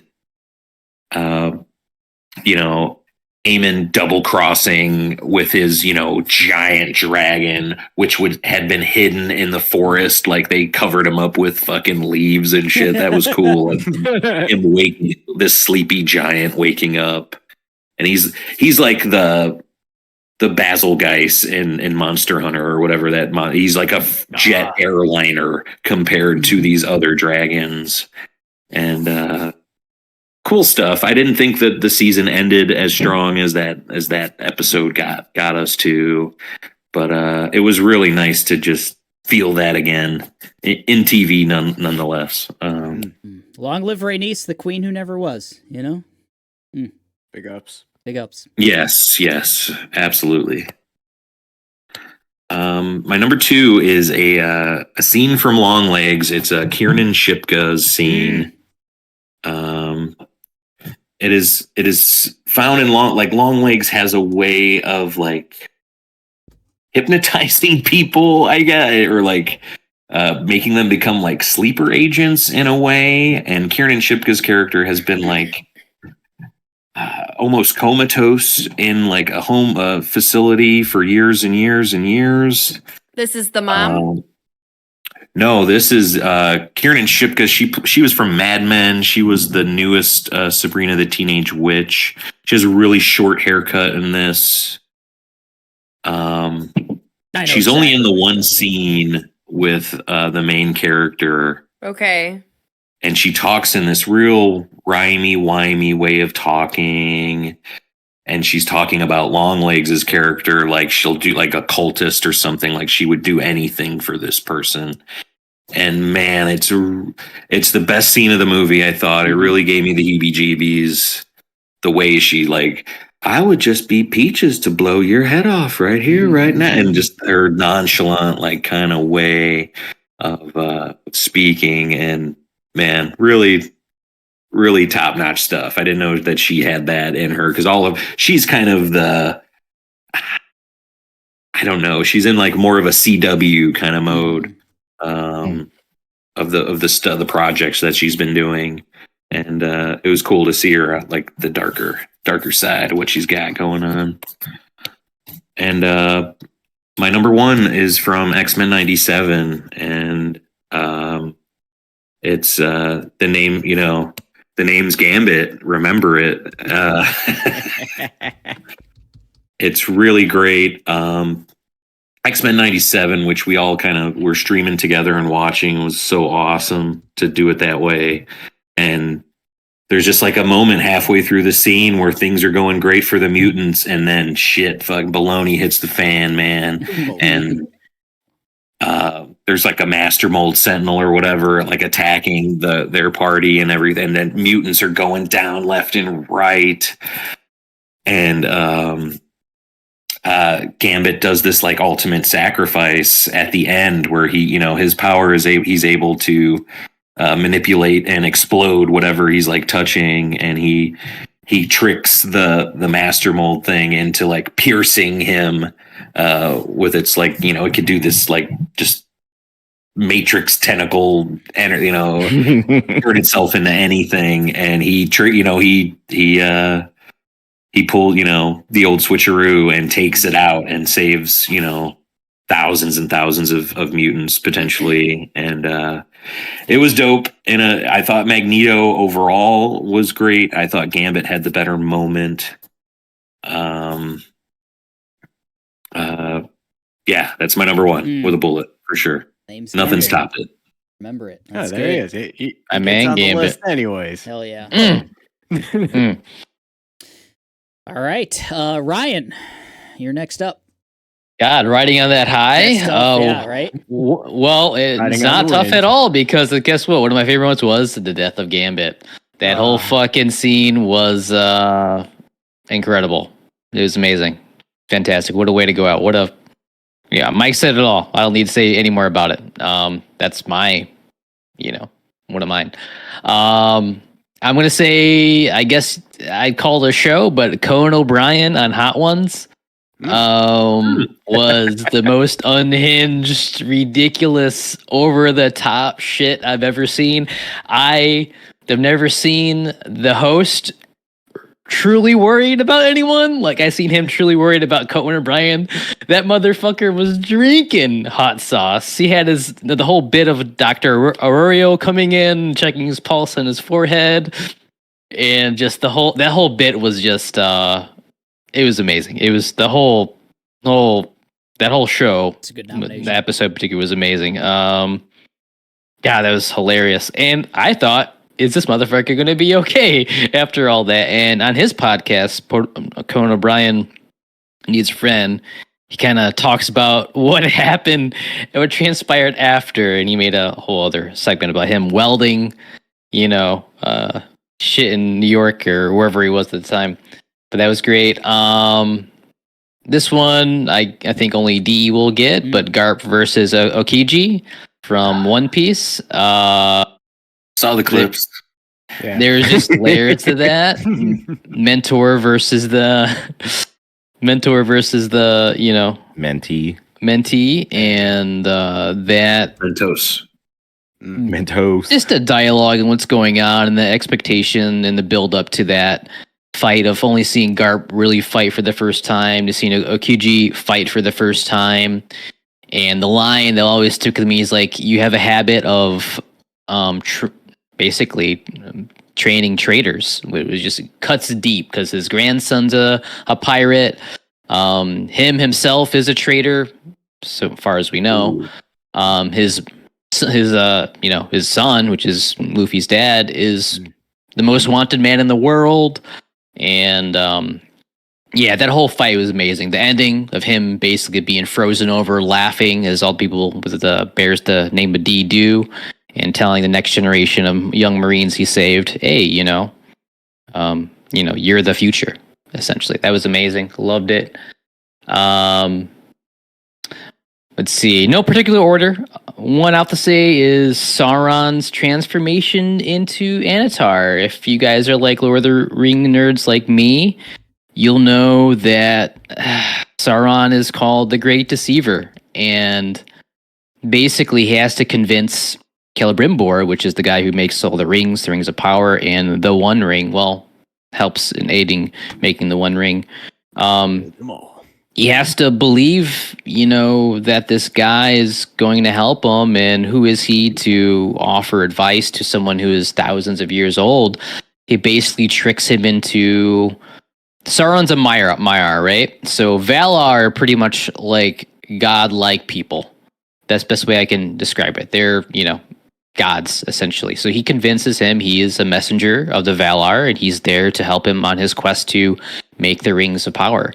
But that scene, when he does it, when I say it's pretty much like Jesus coming down, it's visually, it is incredible. Acting wise, it's incredible. And if you haven't seen it, that season, I would highly recommend just looking at that scene because it's wild. It's stellar. Blew me away. And my number one is in spoilers, in Shogun, when Toranaga tells his right-hand man, Hiramatsu, to commit seppuku. I mean, that weight, just the levels of loyalty and the layers behind the motives and what's actually going on, the complexity of his son being his second, having to basically cut off his head, to him staring him in the eyes and basically tearing up with Hiramatsu because that's his closest friend, to what he knows this means, basically convince the enemy that he means business. He is a man of his word, and this is actually going on. I mean, that was such a fucking intense scene, guys. I just, I don't grimace very often, but that, when he cuts his gut open and he goes all out, holy fuck, guys, sit back, because that was... I don't know, that was just insane. Great acting, great setup. Man, that just blew me away, that scene. But that's my top 5. Good pick. Violence is done so subtly in Shogun, and that is one of those just fuck. Like, scenes. Yeah, when it happens, it takes your breath away. It's intense, man.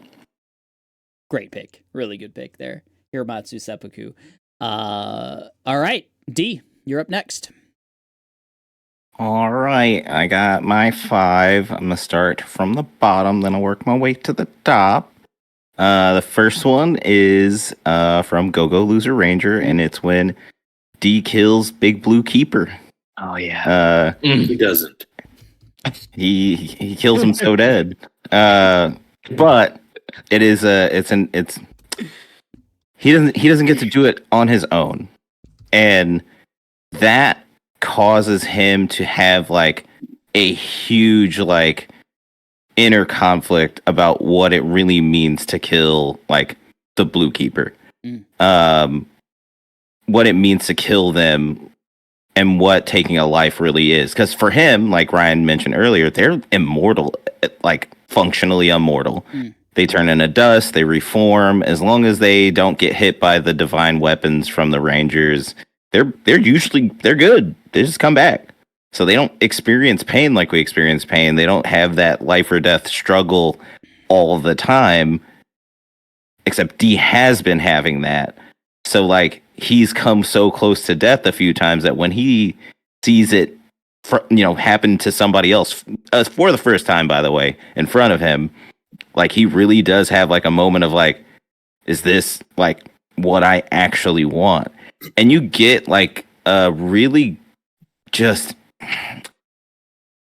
it raises the stakes of what he's doing from like hokey, I'm the bad guy and I'm gonna go kill the Rangers and get all my guys freedom, to like, oh, this is they're not playing this death down. Like the Rangers react, his squadron reacts, like the executives, as they're called, he's like chuckling as he gets away. He's like, I got one of them. That's one less problem for us. They can't beat our ass again. And that it really sets up the tone, like, and it solidifies it. Because at this point, they're kind of doing like a weird training tournament arc bullshit thing, and I was just kind of enjoying the ride. And then when this death happens, which is pretty early on in the story, I was like, oh, they're really gonna kill him. They're gonna kill all of them off one by one. And so it really was a big moment for the anime to cover, which I didn't think they were gonna get there. I got another season coming, so that makes me really happy. Ooh, nice. Sounds like a better version of like the Kill the Justice League. Yeah. Oh, right. Yeah. The game is trying to do. Yeah, you know what? That's actually a really good comparison. Yeah, that's good. Except there's no dumbass Amanda Waller. There's just a deranged yellow Ranger girl. Anyway, my next one is gonna be Chimera Fallen from Delicious in Dungeon. Delicious in Dungeon is an anime set in a fantasy world where the dungeon thing it's normal because it's become a part of the ecology of the country, and not because magic and bullshit, but because it like actually drives the economy of this country, the dungeon delving and getting the artifacts and da. So there's a unique magical thing happening in this dungeon where if you die in it, you can get revived, but specifically in the dungeon. So that's kind of like the driving focus of the story. At the beginning, they're going back down to get the main character, Laios' sister, who got eaten by a red dragon. And there's this whole little thing about on the way down, we don't have enough resources. We have to eat monsters on the way down to survive. That's the whole like driving force of this show. And then they get to where she should be, where the dragon should be. They got to kill the dragon, get her out, get her remains out, and then they can revive her. Whole thing. That is, as you can assume by my tone, that does not go super well for them. She's nearly fully digested, and their mage has to kind of like dig deep into some like ancient ass magic to bring her back. And the like mad mage running the dungeon ain't too happy about any of that. And he kind of takes their friend and turns her into this weird chimera dragon creature that comes back and just absolutely starts killing everybody there. And they're in a low level where like people aren't normally coming down looking for bodies. So if they die, they might be dead, like for real dead. And it really comes like to tooth and nail. And then, hitting what I feel like is that sort of dread of halfway of the narrative and halfway like, oh, I may have stepped into a high level area on accident and this is bad for me. Like that feeling, mixed with like the very real feeling of like, oh, imminent death. The tone shift from haha, we're eating a little walking mushroom and we're cooking little guys and it's so funny and cute, ha ha ha, to that just really was like, oh, this is a fucking fantasy story. This isn't just one of those anime romps through the woods. And it made me salivate with how much like, and there's again more of that coming, but it's just really good. It really made the tension and everything building up to it mean something. And they don't immediately save her. There's more they got to figure out to like come back. And God, I just fucking love it. It's so good. It's so fucking good.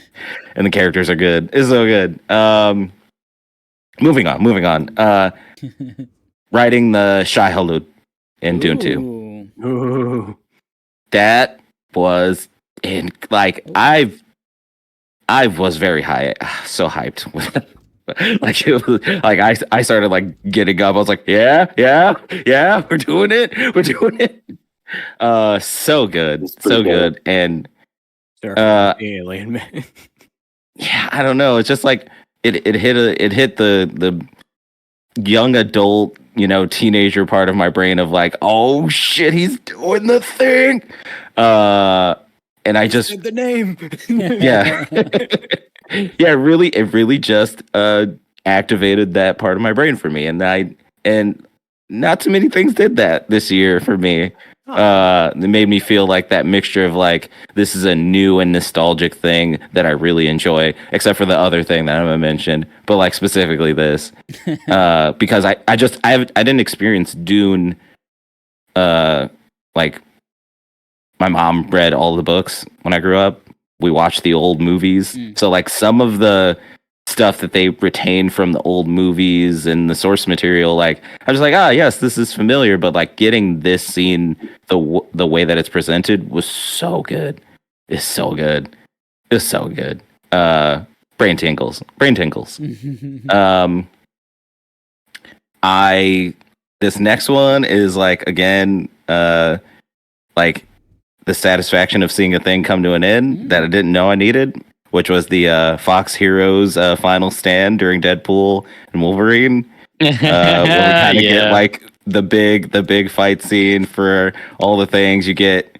You get that version of Gambit, kind of like, yeah, I finally get to do stuff. It's just it was like hard. It just felt good. I don't know. I can't really explain fully, but it was like getting to see those characters kind of get their last little limelight and one-liners and fucking cool references to like Blade throwing his fucking batarang thing that like explodes people. That's fucking sick. Bladerang. Thank you. Bladerang. Yeah, that was just all fun, and I was like, wow, Elektra's here. That's wow, novel. I don't know. I really enjoyed like a lot of the, because I've just really been enjoying a lot of more stories, like in-depth stories, movies that go a little farther in depth. So it's nice to have like these like sort of like really big kind of like, I'm really enjoying this popcorn moment. Like, and I don't get a lot of that from like TV anymore. TV seems like more committed watching, whereas like these movies I really got to just kind of like be in that moment, enjoy it, and then it was good. It was good, and it's something that like I can joke about, and I don't know. I just had a lot of fun talking about that. But for my number one moment, it's from X-Men 97. It's in episode 2, and it's the speech Magneto gives, and he kind of ends it with the "Do not make me let you down," and it just hits that literal metaphorical line because you just get this beautiful shot of the world, and they're just floating above it, and he's giving this sort of like passive aggressive speech, and that fully, like, after that scene I was like, oh, we're gonna get treated. And as much as I really wanted to also kind of put the Gambit scene down, I feel like this one hit me harder because it was first, and because it set up the tone that I got to enjoy Gambit's sacrifice even more than if, before these episodes, there wasn't like a big moment like this that kind of set the stakes. So I think importance and impact for me was this scene. Hell yeah. Hell yeah. Maybe someone else might have that on their list as well, but we'll get to that in just a moment. Tomas, best moments for you. Okay. No particular order. I want to start off with something a little bit lighter. Kind of dips into two ponds. But you'll get it when I say it. The moment I stopped playing Final Fantasy VII Rebirth.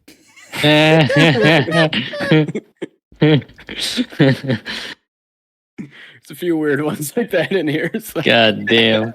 Brace for impact. It's too early. May correlate to a disappointment as well. Are all 5 of yours just going to be FF7 Rebirth related? I said I came to dunk. I will dunk. God. All right.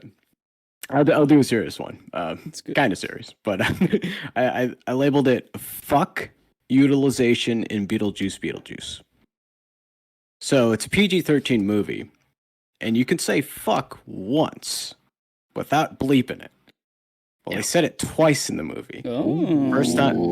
First time was to drop the boyfriend into hell when Beetlejuice drops him down.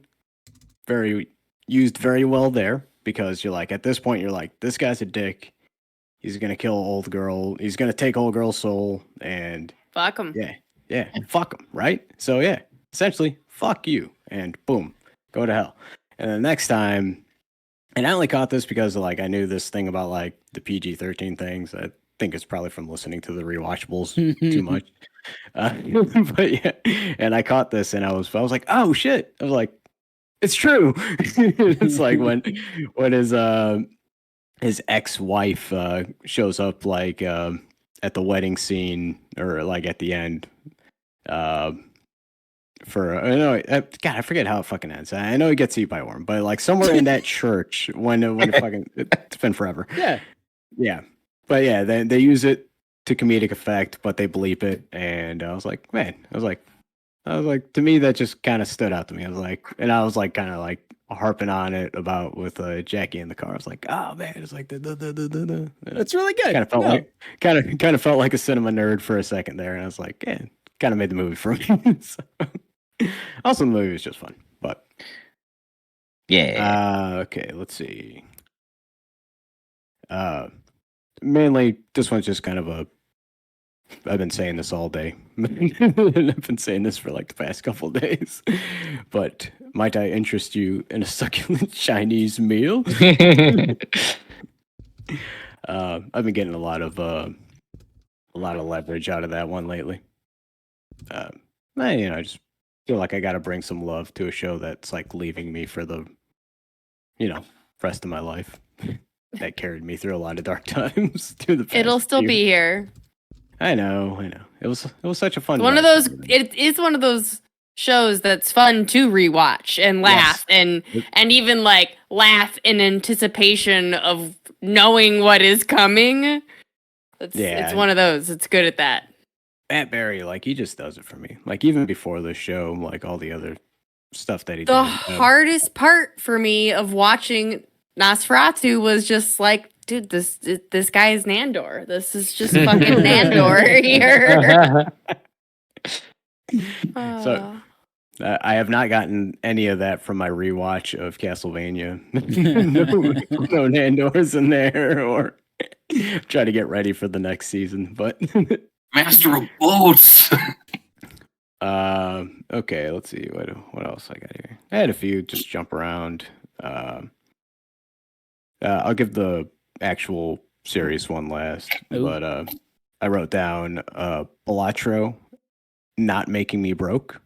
So I get to gamble at the comfort of my home without having to, put up my house on the market. I could still pay my rent. So that one was fun for me. That's really good. I got into that game like way too late in the year, but it's like kind of glad I got into it at the end of the year, because that would have like crippled any other like consumption I did for the rest of the year. So Kayla and I got another one. into it like 3 hours ago, so there you go. Oh. It's fun. It is. It's fun. But yeah, the last one's an actual moment from like a video game. It's like again, I'm just typing Rifantasio and I'm going to say Rifantasio as many times as I can on this podcast. But Fantastic. there's like a million scenes in this game. There's a million like, oh my God moments. Some of them very obvious. So like I picked one from the beginning kind of ish. It's kind of like when everything, like all the stakes are kind of set, like it happens at the king's actual funeral. Like the king's been dead for a while. They're prepping for it. And essentially your squad is trying to set up an assassination attempt on Luis. Like the main guy is like, he did it. He's, supposedly put a curse on the rightful prince to take over the throne. Luis is trying to usurp everything. And so you're like going up to this event, and Luis shows up. He crashes the funeral. He's like, it's a good thing the king's dead. Fuck him. He was running this country like shit. I'm going to make this shit happen like for real. And your guy, your assassin's showing up, and he jumps up and he goes to like try to stab this motherfucker, through the crowd. And like the king's like magic fucking like just stops him. Like, it's like before the king died, he fucking used the staff to like fucking essentially raise the castle up into the sky and put his giant face on it to say like, hey, the next king will be decided by like favor, not so much, by the church chooses it or the old powers that be. Like, the people will choose it, and it will be decided through my magic. So anyone who's a front runner is protected by the king's magic. So like this assassin dude, Grius, he goes to like fucking, try to stab Louise and shit, and these chains just fucking bind him in the air. And like not even missing a beat, Luis is just like, slit. He's like, sorry, bro, you're dead. He's like, fucking. And then yeah, so like it kind of like sets the thing. It's like, all right, the main bad of the game is protected by this like magical field. He doesn't give a fuck, and he's already running roughshod like on everyone. And it's like, well, how the fuck do we, beat this guy? So it kind of like sets the huge like stage piece of the rest of the game. So I kind of just labeled it the King's Funeral from Rifantasio. Love it. Kind of pops off a lot of shit all at once. Yeah, it's kind of where the demo ends is right around that part, and it's like, ooh, I bet if I play the rest of this game, it'd be a pretty cool story. It's pretty fun. It's a cool scene for sure. It's a fun ride. A lot of fun characters. Cool world. Really interesting shit going on in it too. So kind of got me through the election season. So there you go. Oh, on to Kayla. Metaphor Ron DeSantosio. What? Yeah, that's what they call him. No. Oh no. Yep. Metaphor Ron DeSantio. Yep, that's the one. No. Game of the year. If I had a physical copy of it, I'd have to burn it now. I guess I'll just burn my portal. Oh, I don't know how you can follow that up, Caleb, but attempt. Well, apparently, feel like there's some gray area here or some overlapping. I have down Hot ones. Blade, Gambit, Johnny Blaze cameo Mm. from Deadpool versus Wolverine. I know when I saw Blade, I was like, holy shit. Yeah. Like, Oh, shit. they did it. Oh my god. And like the Gambit stuff was good, and they kept at the Gambit stuff, and that was good. And the Johnny Blaze stuff was so good just because it's like, oh, it's Captain America. Oh, wait, no. It's not. They kind of pulled that out from under you, which was really fun. I liked that little bit. I'll bold Fox Heroes Last Stand because it's like it's both of those. It's right. It's their introduction. Like, oh my god, they're in this movie, and for the last time, and they also make a last stand, right? Like, so it's right. It's That's all why I'm like, it's kind of the same. It's kind of a gray area to. I think they're kind of thing. different, though. I don't think we should. Yeah, Mike doesn't want it bolded. Oh. Little too different. I feel like they're getting on here one way or another. Nah, I don't know. I don't think so. Summer and Gambit, guys. That's number 5. Number 4, I have the cannon attack from Shogun. Now, I'm not going to be able to tell you their names, but there's like the Toranaga. I think I do remember his name. His son is shithead. Like, yeah. Well, he wants to prove himself, and the white American man or Englishman who knows about cannons and firepower teaches him how to use cannons. He's like, oh fuck, I'm gonna, you know what I'm gonna do? I'm gonna. Well, there's like also like people whispering in his ear, and there's all kinds of this and that, and like not necessarily an enemy, but people who they're supposed to start having talks with is in the area, and they just release cannons on those motherfuckers and take them all out and start war. And so that's number 4. That's so good. Good pick. Number 3, I have a question I think we all ask ourselves. Well, what kind of American are you? Oh. From Civil War with Jesse Plemons. Almost made my list. Almost. That's good. That's good. Enough. I don't need to explain anymore. It's in the trailer, folks. So good. Number 2, I have. Oh, I wrote that the wrong way. Season 2, episode 1 of Arcane.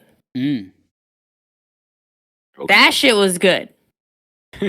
It's like the first episode, we're seeing the aftermath of Jinx's explosion. Like all the people are hurt.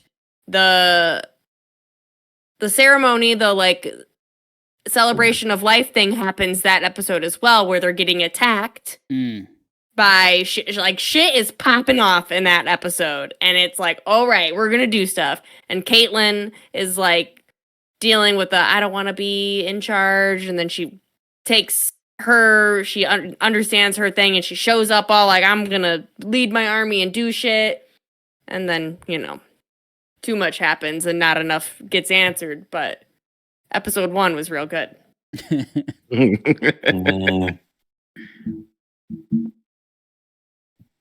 I liked Number episode 1. like 7 or something. Sorry. Okay, it's okay. Episode Put it 7 on the was list. good. Yeah. My number 1 is what I called we're gonna go from Speak No Evil. This is the second attempt that the family has at leaving. They gotta wait for James McAvoy to wake up from his drunken anger. He's sleeping off his angry drunkenness. They gotta wait to tell him that they're gonna leave. The wife is like begging them, like, please don't leave without telling him that you're gonna leave. Like, I know y'all want to leave because he's fucking crazy and scary, but please don't do it without telling him. And like then they go to their car and they got a flat tire, and then they fix the tire, and then oh no, they're like stuffed animals like up in the gutter. And James McAvoy's just like, yeah, you gonna get it? You gonna get it? And then they're driving away. They're like, all right, we're gonna leave. But what about this boy? Like we know things about this boy. We can't leave this boy here.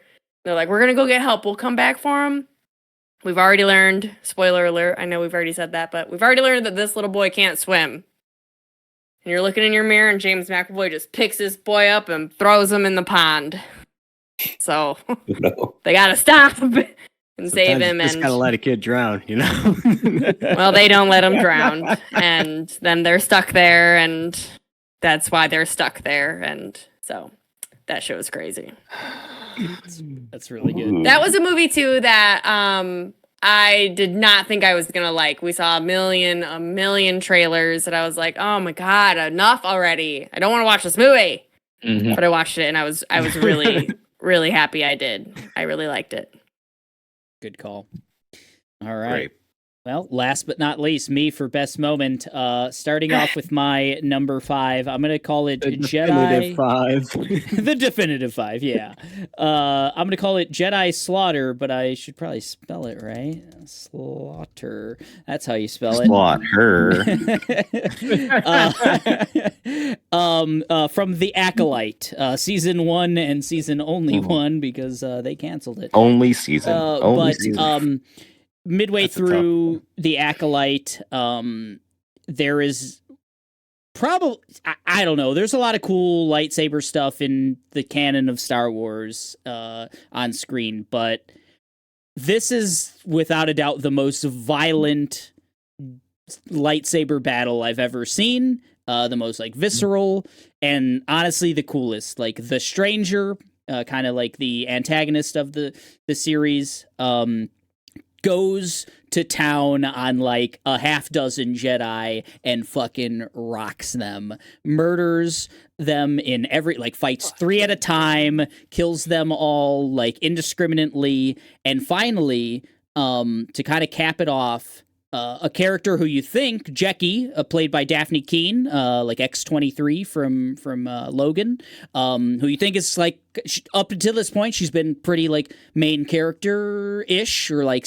important side character. She goes toe-to-toe with the Stranger, and you think, oh, she's getting the upper hand on him, and he gives her a triple tap with his saber, turns into 2 sabers that you didn't know. He gets a little like dagger saber, and pokes 3 holes in her, and she's fucking dead. And it's got Game of Thrones. She gets Game of Thrones as fuck, and it's just like a truly like, holy shit, the Stranger's cool.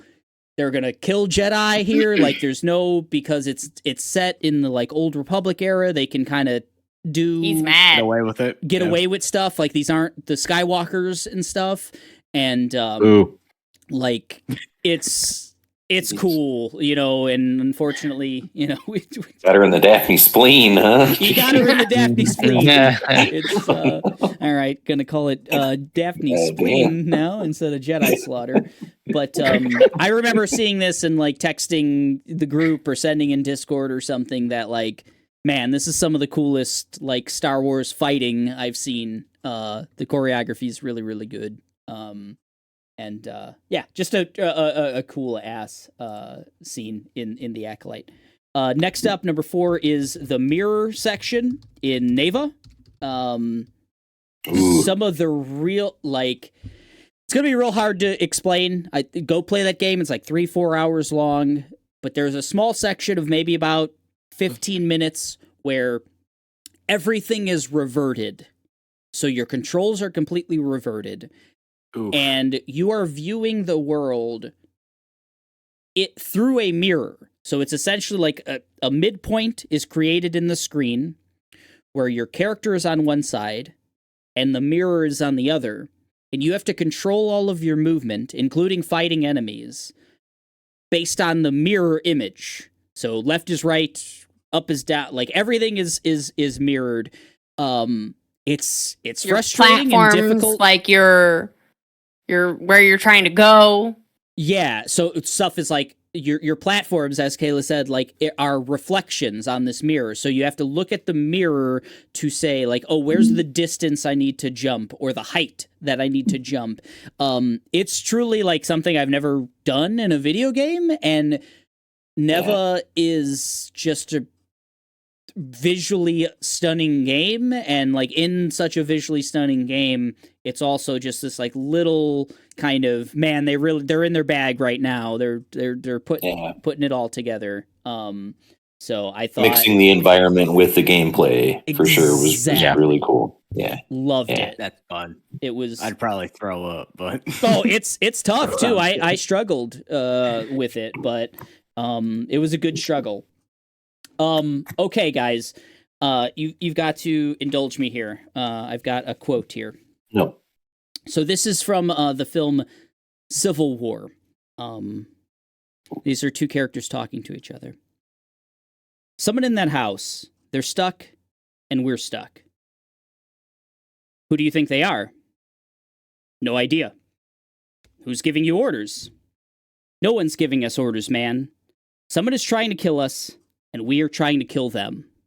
This is the sniper battle from Civil War. The point of view characters are pinned down by a sniper in a house off in the distance, and they come across two snipers that are on the side of the field that they're on, and they're asking them like, "What's going on here? Who's fighting here? Are you what faction are you part of in the Civil War?" And it's basically the entire encapsulation of the movie, because literally the snipers on one side and the snipers on the other have no idea who either of them are. If they're what side are they fighting on in the Civil War? It's literally just, we are trying to kill each other, and that's it. That is all that matters to these people. It's a fairly short scene overall, maybe 5 minutes. There's just this like little back and forth between the reporters who are trying to get through this war zone and the combatants, and it's a scene I just think about all the time, because it's just war. It's exactly what war is just like people completely losing the thread of good, evil, any of that. It's just north, south, left, right, whatever. It's just people killing people who can't even see each other. And it ends in someone killing someone else. And it's Thanks. it's insane. So I'm going to just put... They have to run back to the warehouse for the PSG one. No, they had it on them. If they could find the M9, I would have settled everything. Way been a lot faster. better. Way faster. Couldn't find it. It's tricky. They probably just didn't have the heartbeat monitor gun. Like they probably couldn't find. Yeah. Yeah.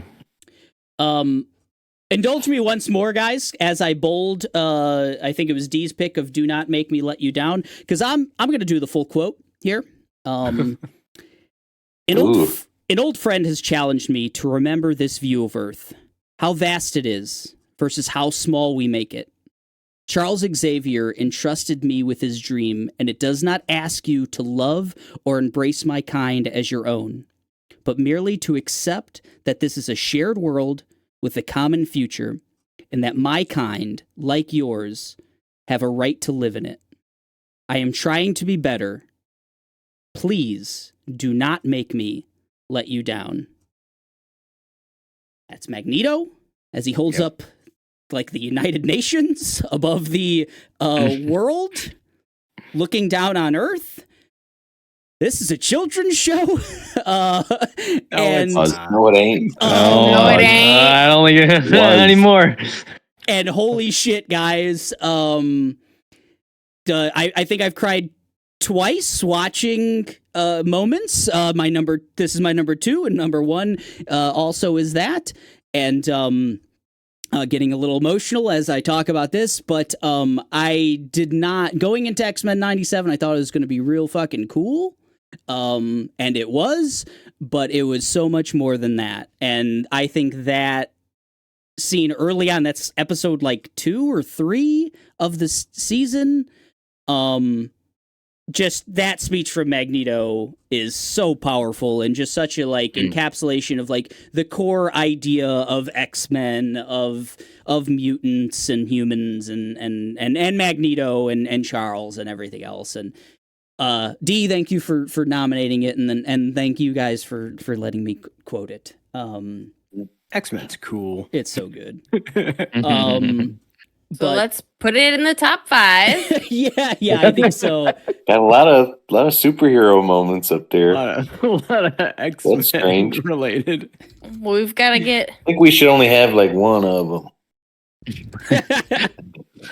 So I've got one more. I'm writing it in right now.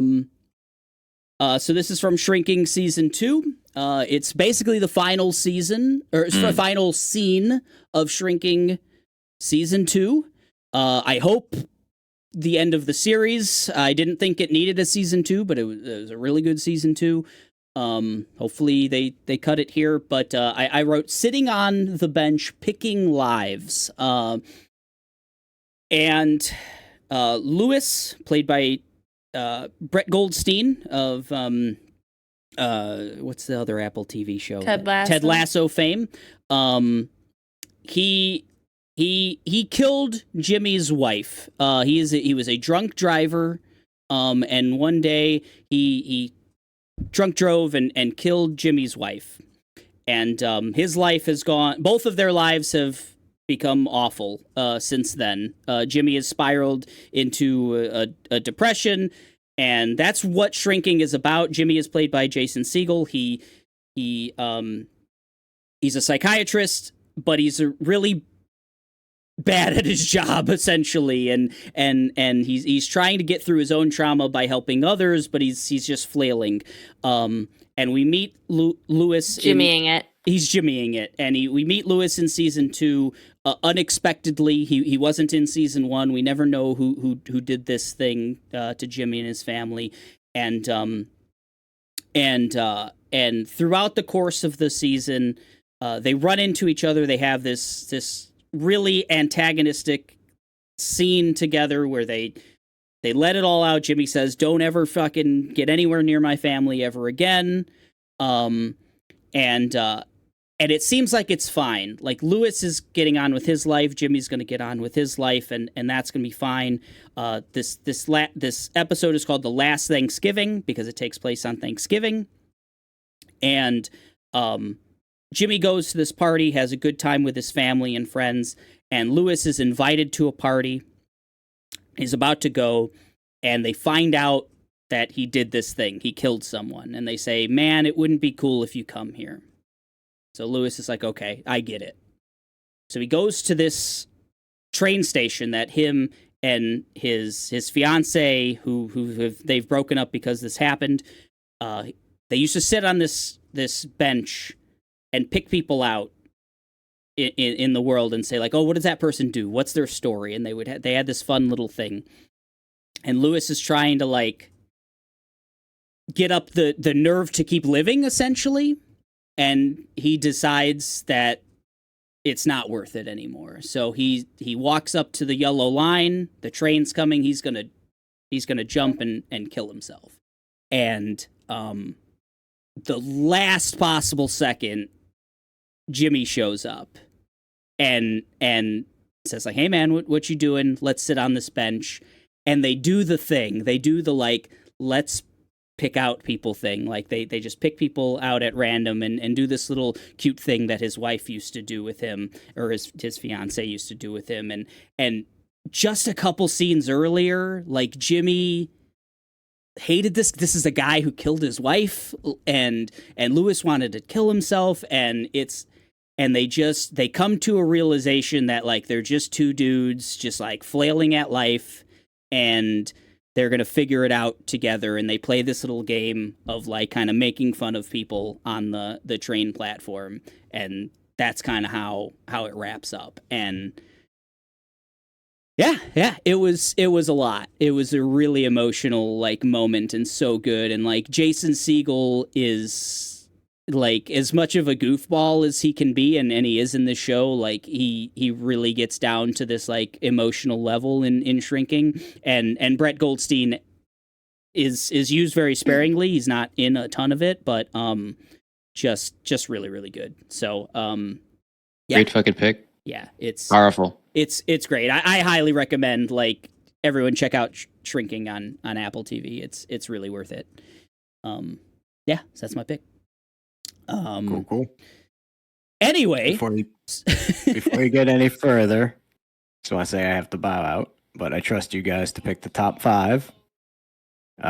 Thank you for letting me gush all over Refantasio. That was my main point. So, whatever you guys choose, I trust you. We will not let you down. we won't. And if you do, I'll just put you on the disappointments list. So, all right, love you guys. Love you too, man. All right. Love you too. Cheers. All right. All right. Let's pick ourselves Let's get a top our 5. top 5 here. So Don't Make Me Let You Down was nominated twice. We also have The Name's Gambit, Remember It, nominated twice. So 2 from X-Men 97. That would be unprecedented, I think. We'll see what happens here. And the Fox Heroes Final Stand as well had kind of 2 nominations. I know Mike is bristling on that a little bit, but you know, Mike, you're also on mute, you know, but so what else? We have a huge list. What do we want to kind of poke at here? We've got Cannon Attack. the Cannon Attack from Shogun. Ryan, you also saw Shogun as well. Yeah. What did you think of the Cannon Attack? It was great. It was fantastic. Yeah, our moments are different, but I don't know. The seppuku stuff was so. It was so The seppuku stuff too. not because it was just so intense. It's just like what was actually happening was so important to the show in so many ways, to like character arcs and just whatever. I mean, not to say the canon stuff was not fantastic, because it absolutely was. The whole show was fantastic. The whole show, right? Exactly. I want something from the show. Was kind of. But man, I mean, it just had me thinking, like, could I have done that? You know, would I have done that? Yeah, it's definitely one of those very similar to my like scene from The Acolyte, where I thought Hiramatsu was gonna like make it the whole way, or at least like go out fighting. You know, like he's such a badass, but to kind of sacrifice himself that way in a kind of a nothing moment. Not a nothing moment. That's a bad way to put it. But like, it was a moment that wasn't fighting. You know, right? Yeah, it was again, like it was a battle all on its own of, you know, putting his honor before that glory. That Trust. It's so good. Sacrifice. Telling his son, "You'll know what it means to be denied," is so powerful. Holy fuck! I was like, "Oh my god, Jesus!" And then, but guys, imagine John Cena dressed up like Alice Cooper. You're right. And to the tune of School's Out, splooge on my stomach. Come on. That's so good. Like, oh god, I'm watching this movie tonight. like, Me too. I gotta see it. I hate to also advocate for that being in our top 5, but I mean, we don't like that's. It's hilarious. It's so good. I mean, right now, it's sitting at number 5 right now on the list. Ooh, baby, I masturbate is what I put down. But I want mirror section. the mirror section from Neva. Neva's good. It's That part's pretty. really good. I'll put it near the top there. I thought it was really good in Neva when it almost made my list. So Neva's like at the beginning of it. Neva is the dog character, and it's really small. And then you move on to the next season, and Neva has grown large and and actually helps you in combat.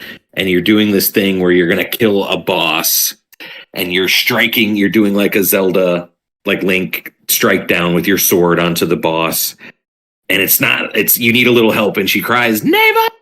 And then the dog just fucking starts going to town and biting the shit out of the bosses. And you're just like stabbing it, and you're just and it's a really cool, like, visceral moment. And that was my kind of like, yeah, this is my favorite part of Neva. But the Mirror World is really cool.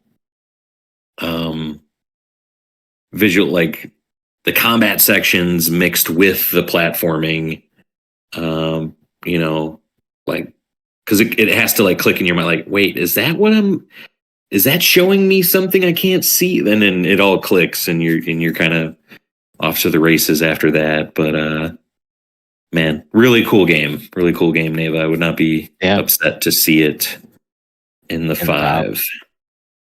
I mean, Eric came me convinced with this whole, breakdown of the Shrinking season 2. Oh my god! I mean, that is also an amazing moment for me as well. It's so strong because I've just there's moments in my life that maybe not that intense thing happened, but conversations being had with people, just like, wow, too many good scenes on this list. It's really hard to. Let's just have Eric make the whole 5. You're right. No, I mean, like, whatever.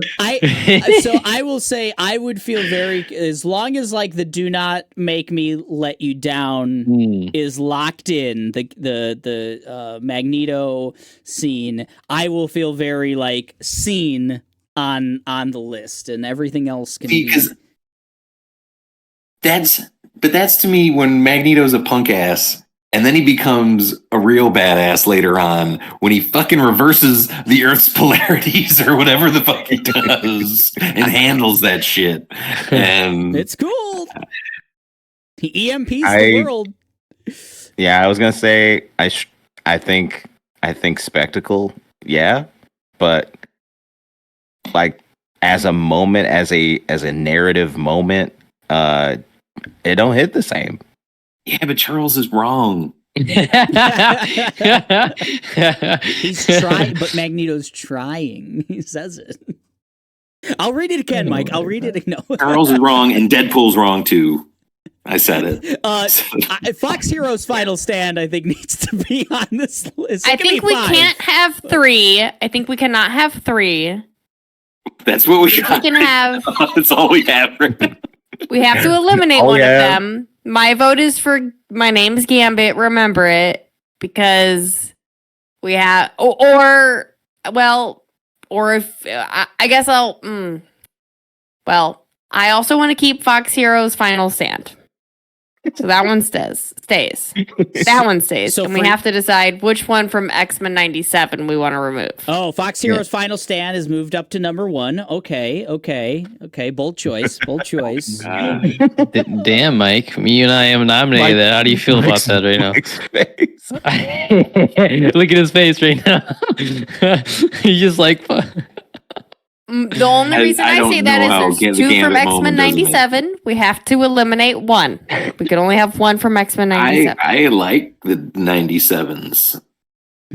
How about that? We can't have 2. Why not? It would, like Eric said, unprecedented. Let's do new bold things. 4th year.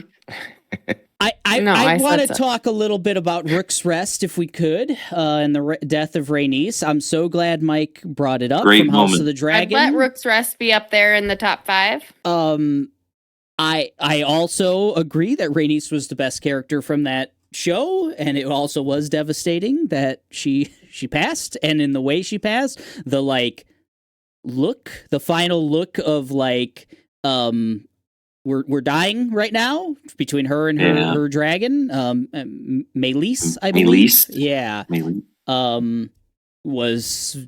That was also the look. I think I turned to Kayla and said, "Fuck, they're killing Rhaenys right now. This sucks." So I'd also want that to maybe be a part of this list, maybe. I don't know. Mike, let's talk about Ricky Stenicki. Are we gonna have are we gonna have Ricky Stenicki on this list? I love it. No. No, okay. No, I needed it to be on my 5. I thought it was like just funny. It's really funny. It's really good. I think Cena's he's to spoil maybe a discussion later, but he has a part in The Bear this year, and he's in that Jackpot movie, right? I like Cena. I like his comedic chops for sure. Yeah. I really enjoy him way more than The Rock. Let's put it that way. Oh, 10 times, I Yeah. think, at this point. Yeah. Okay. Getting there. We're getting there. We're getting there. So right now we have Fox Heroes Final Stand. I don't think we're going to keep that at number 1, let's just say, but it's there from Deadpool and Wolverine. That can't be number 1. I don't No, think it's it not. can. It's not number 1. Just for the sake of For visuals. we'll put it at 5 here because I think Yeah, that's put probably it next to Ricky where it belongs. So we've got the name's Gambit, Remember It from X-Men 97. Do Not Make Me Let You Down from X-Men 97. Hiramatsu committing seppuku in Shogun. Rook's Rest and Rhaenys' Death in House of the Dragon. And Fox Heroes Final Stand in Deadpool and Wolverine. We could talk about where they go. Do we want? Is this a decent number? Like a decent 5? Do we want something off? And Do we want to X-Men 97 would be from unprecedented. Civil War? Love that movie, but we'll get to that Yeah, maybe later. I like a lot of the moments, on here. We do have like 2 nominations. Yeah. As moments. I Man. also like The sandworm the sniper moment. battle. Sniper battle was compelling, for real. Going I do, yeah. Just kidding. The Garp moment's really cool. A The lot guard of, moment's really good. lot of cool shit happening there. Too many good moments, man. I'm okay with honestly the way it looks now, but it's really hard actually. I think this might be the hardest of the 3. Yeah, because we're just so spoiled for choice with moments this year. Throughout all the mediums that we usually consume. Usually it does tend to like trend one way or the other. I think, like especially in the previous NOTYs, it seems to be like more like we had some really great game moments, or we had some really good movie moments, or like the year you guys were like just smashing like TV shows after TV shows. Like they had like a chokehold on the best moments. Mm-hmm. But this year is just so spread out. Like TV, games, like movies, all kind of like showed out this year, and it shows in this list. Period. So I would say for my money, I would love to get a game up in the top 5 if we could agree on one. Okay. That's I'm smart. kind of with you on that. We had a very strong. And I nominate the moment Tomas decided to stop playing Final Fantasy VII Remake. Oh fuck! I nominate. Which I think is a very powerful moment for him and for his growth as a gamer and a man going forward. We really only have 3 Neva. Oh, we got Neva. Yeah, Neva. Yeah, that's right. Neva's very good. Neva. Man, Ricky. The one Tomas mentioned, I think the King's Funeral. Right. So we do have some video games on here. So I've made the decision, it's just visual right now, to split the difference on the X-Men 97 of it all. I kept the name's Gambit, Remember It on the list, along with Hiramatsu Seppuku from Shogun, Rook's Rest from House of the Dragon, the Sniper Battle from Civil War I moved up because we were kind of talking about it, and Fox Heroes Final Stand, which is locked in at number 5 and not moving, from Deadpool and Wolverine. But if we want some video game representation, we can keep talking here. We can keep moving things around. Such a Sophie's Yeah. choice. Everybody likes Predicament. the sniper battle more than they like what kind of American are you, Jesse Plemons? The only thing that scene's wonderful. Like, Jesse Plemons is one of my favorite actors working right now. That scene is super powerful. It's powerful despite Obviously know being what in the your trailer. choice is. Well, sure, yeah, I guess I should. I was just gonna say, like, we saw that in the trailer versus like the sniper battle was like new when you see it. But anyway, You see so much. There's so much. It's more hard 'cause, like, involved. There's so many great. It's all like little moments They're throughout racing sprinkled throughout the before. whole movie. When they get to that weird town that's like under government surveillance, and it's like, we don't really get involved in that war stuff. That was a cool scene. The scene for me is kind of like the smoke grenade scene, where they're trying to get that guy out from behind that pillar, and it's just so raw. Like, just getting, the breaking, the war at the Capitol, like all that shit going down, and just like, God, man, it's tough to pick just one moment from that. Yeah. From that. To me, for the Jesse Plemons one, it's just so much. That's so like as much. It like sells I said, the we movie. Yeah. We ask ourselves that every day. Like, I can see that shit happening. If Civil War is happening, like, that is going to be what I have to deal with. That. I'm fine with swapping them if that's like what you'd prefer, Kayla. Like, what kind of American swapping? That's the with one I chose. Sniper I battle? want other people's. No, yeah. You keep the moment I Opinion. stop playing Final Fantasy 7 Rebirth out of here. Get out of here. I felt obviously since we're in America, I think the what kind of American are you is a stronger choice personally. If I had to choose one, even though the battle's just as good. Damn. Right now, with the three we have solidified, bolded. I just a real quick voice here. What does everyone feel like they could do without? Which one of those three bolded ones do you think Well, I you moved can live without? Do Not Make Me Let You Down X-Men Okay. 97 out of Got the it, top got it. 5, and not that it has to stay out, but just as the Sophie's choice of X-Men 97 between Okay. the two, it seemed like maybe there was a little more juice for Gambit. I don't know.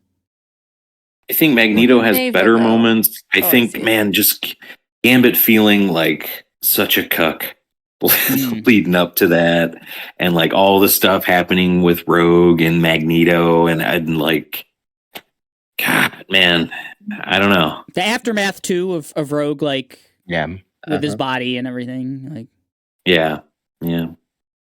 That's why I feel It just- comfortable. As much as I spoke up on Magneto in that scene, like, I still feel very comfortable personally of like the Gambit scene being there. Yeah, Eric, it's one of the two things that made you tear up this year. Don't let it go. So easy. No, I'm kidding. Man, difficult. I I'm felt okay real with it. weird. I didn't cry at the Gambit scene, but I remember us watching that and just feeling like a little empty when that episode ended. Just be like, holy shit, like that happened. So it also made me emotional, just in a different way. Yeah. Yeah. Do we want to swap Rook's Rest with like Neva? Okay. Or Yeah, I'm okay with that. and I can. maybe we have it.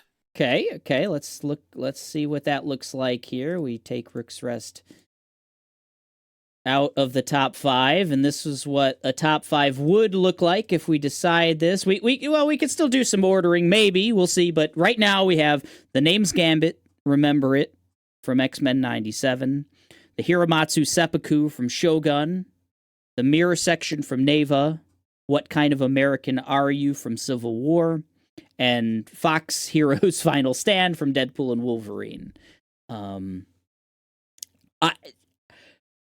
For me, I'd maybe I'd maybe put the Hiramatsu Seppuku for me personally. I'd put it at like 4 under like the Neva and Civil War, but I don't know if the order doesn't maybe matter as much. I don't know.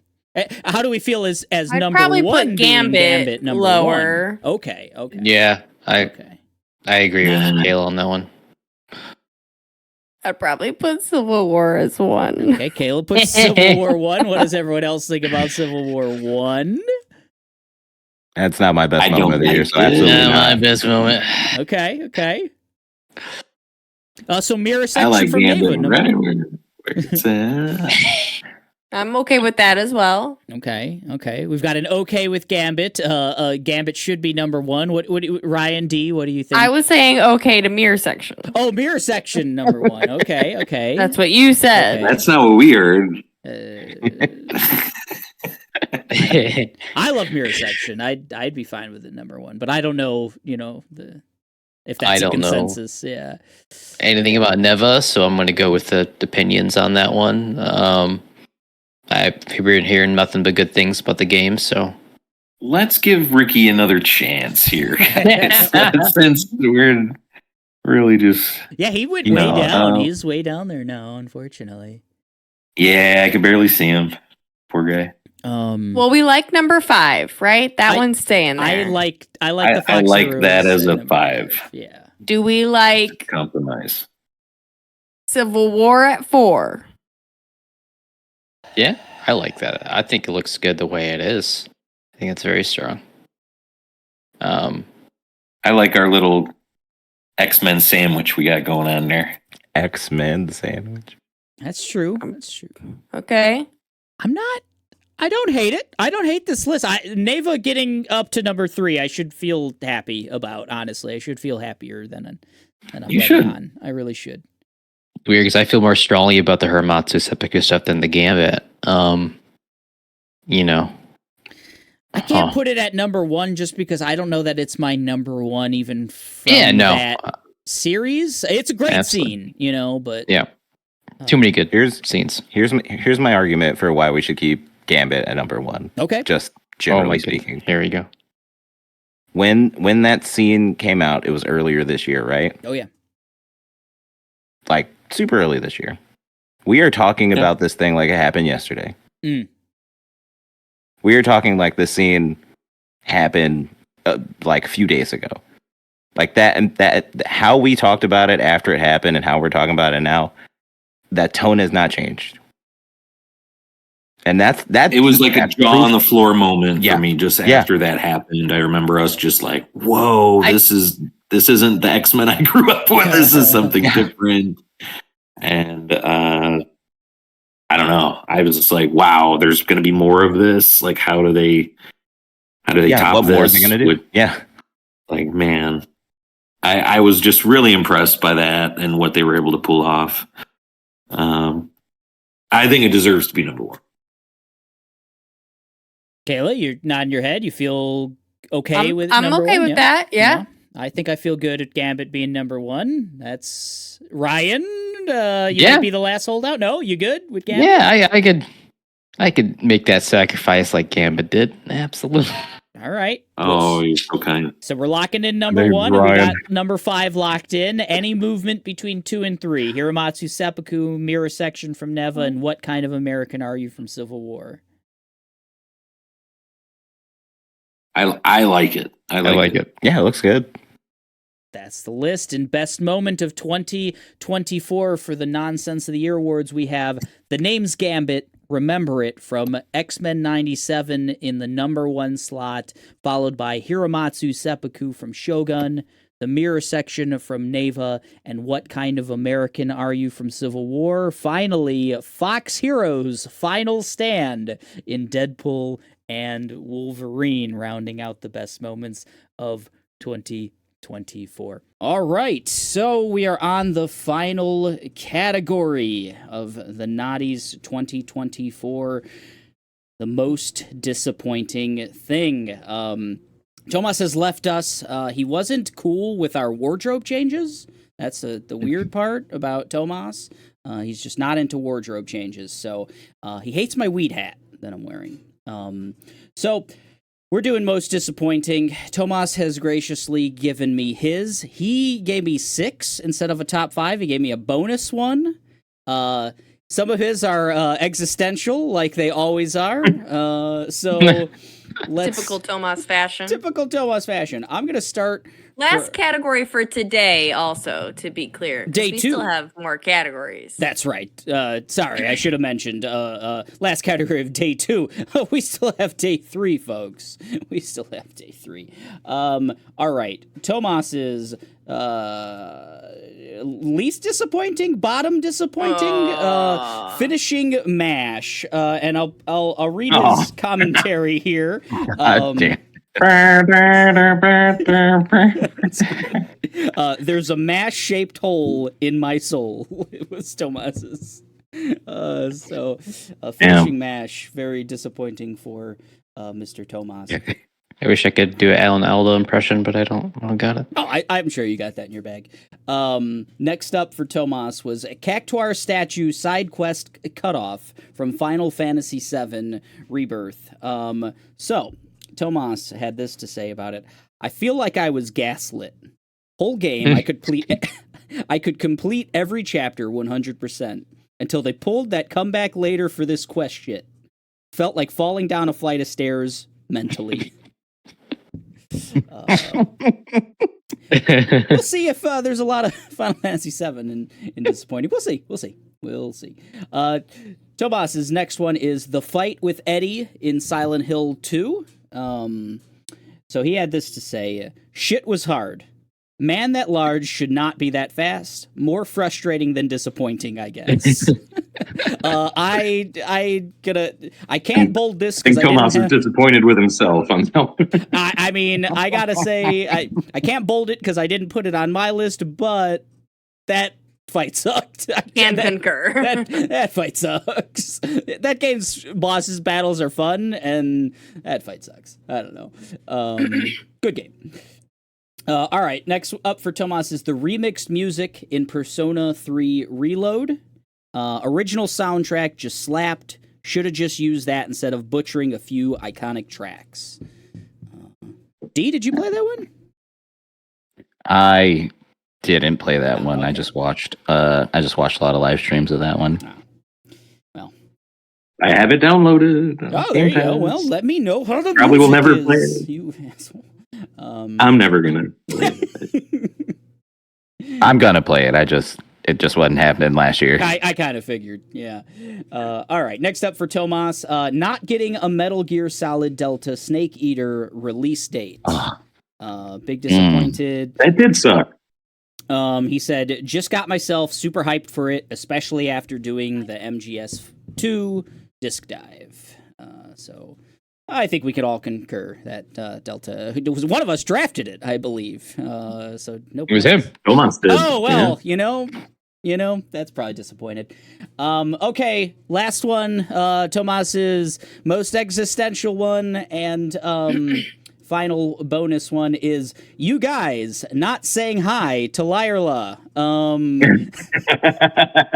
no. So this one's an inside joke. Josh Lyrla, if you're viewing, listening, anything out there to this podcast, hi man. We fucked up. We should have said hi. But That guy really looks like Josh Lyerla. but we'll remember this for the rest of the night. So, Next time I think a guy looks like Josh Lyerla, I'm going to assume it is Josh Lyerla. Yeah, I think so. I think we should do that from Lesson now on. learned. AKA Big Jim. Yeah, Big Jim, the fishing man. Hell yeah. Our biggest fan. Cheers to you, Josh Lyerla. We apologize. All right, on to Kayla's list. Most disappointing. Disappointing. Number 5, I have Stalker 2. Damn. I had Stalker 2 on my list for a different reason for a very long time. I thought that I was really blown away by the way they do the environment and the way that they make you feel in the game. Like, when you drink liquor you get hot eyes. You like really feel like you are drunk. The visions around you are drunk. When you're in an area that's a radiation area, it's not just the noise, like the visuals change. So much is very impressive what they do. And even there's this fight, the guns jam, and it's so realistic. And I'm like, dang, this is really cool. This like end battle. Eric was very frustrated, but he's fighting this boss, and I'm like, man, this is like really hard. But he's like running out of ammo. He's got to like find guns. It's like really realistic. It feels cool. And then like 30 more hours happened of the game, or at least it felt like. So it was kind of like they could have got away with like 3 games out of what we had here. There were like so many bad guy, like so many ways that the story went. Like they could have ended it at this point and it was really good, but they just kept going. Put it down as Stalker too long, am I right? Yeah, good. I like that. Yeah. Number 4. You guys might remember this thing long ago called Night Country. Yeah. Good one. Yeah. Not that it was bad, but I had high hopes. Started so strong. Oh man. And it had really strong lines, but didn't go anywhere with them. So I really thought that one had just the last, not even just the final episode, like half of the season, like it was just limped to the finish line. So good though. Yeah. The first few, I was really bought in. I mean, until like they really were just like, I don't know. They just didn't have anything to say to me at the end of that one. And yeah, it got confusing. Like they were just trying too hard to make it kooky, and nothing fit really well. And I would have rather them just keep it simple. And it's spooky enough. The setting was cool enough. But anyways, would you say that True Detective Night Country is only all right country? Oh my God. Okay, good. I'm glad you approve. Yeah, I hate country. That's how I feel. My reaction is exactly how I feel about the show, so I wanted to put it out there like that. Number 3. Can we do Ite Country? Oh yeah. Right? Oh, we're doing Ite Country. Midnight Country. Midite.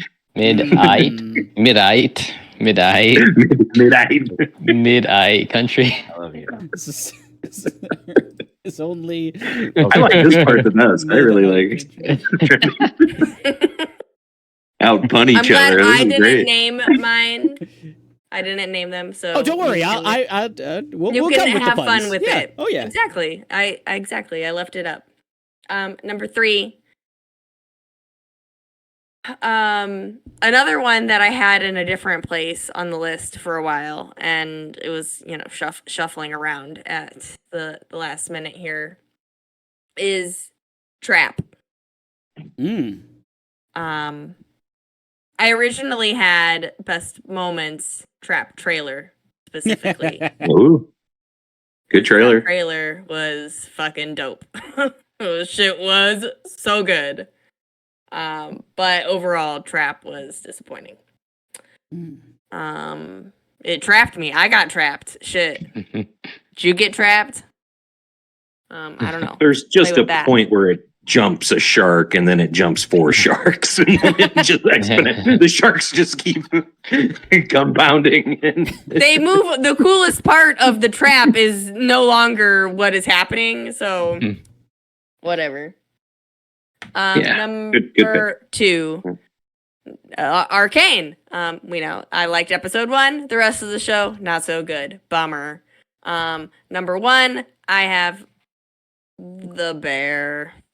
Ooh. Oh. You guys liked this season? You guys got something out of this?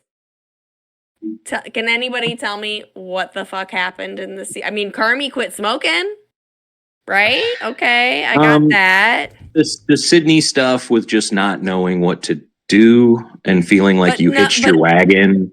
But the season ended with nothing that had it didn't give us anything on that. I really liked her and her dad when she was looking for a new apartment. I really liked that. I almost put that on my moments. I felt it just tell me the truth. It's a daddy-daughter moment, you know. But Carmi's clash with Joel McHale didn't do it for you? Nope. At the end, no. Wow. I just feel like it's completely unfinished. They're stretching it for sure. They just put episodes out and didn't tell a story. Didn't finish the story. I feel that, but there's this felt like a build-up season. It didn't feel like stuff was supposed to happen. And we got 2 back-to-back seasons of stuff really fucking happening. So I can feel why you didn't walk away with something meaningful from it, because it just didn't. I just don't think that's what this season was about big emotional swings or character turns, but building up and showing us the consequences and aftermath of those 2 very high intensity seasons, leading us into a 4th one. I don't know what they're gonna do, because I kind of feel the same way of I don't really see where they're going, but I do feel like that's fair, but a little harsh in my opinion, because I don't know. Give me 2 more episodes or something. I don't know. It costs a lot of money to make a season. Yeah. I kind of feel so. Let's just second season is opening the restaurant, and what an accomplishment all of that was. And then this season is kind of, well, we did it, now what? You know, we just have to keep doing this every day. And I kind of like that stuff. Richie kind of just not being able to be Forks Richie every day. That is such an impossible thing to do. I kind of get that. And then how do you follow up 2 perfect seasons of a TV show? How do you keep that up? And been its biggest fan, so you've gotta you've gotta give me something.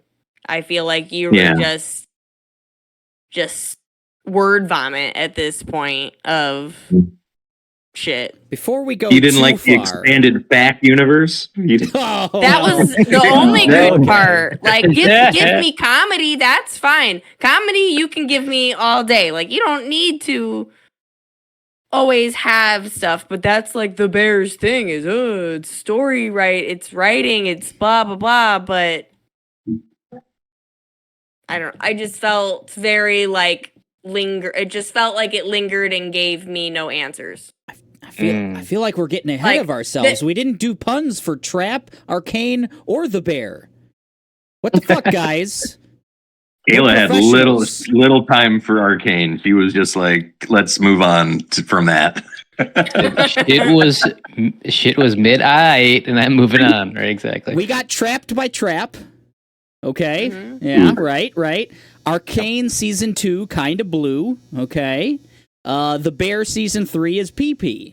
I need to know if these are good puns.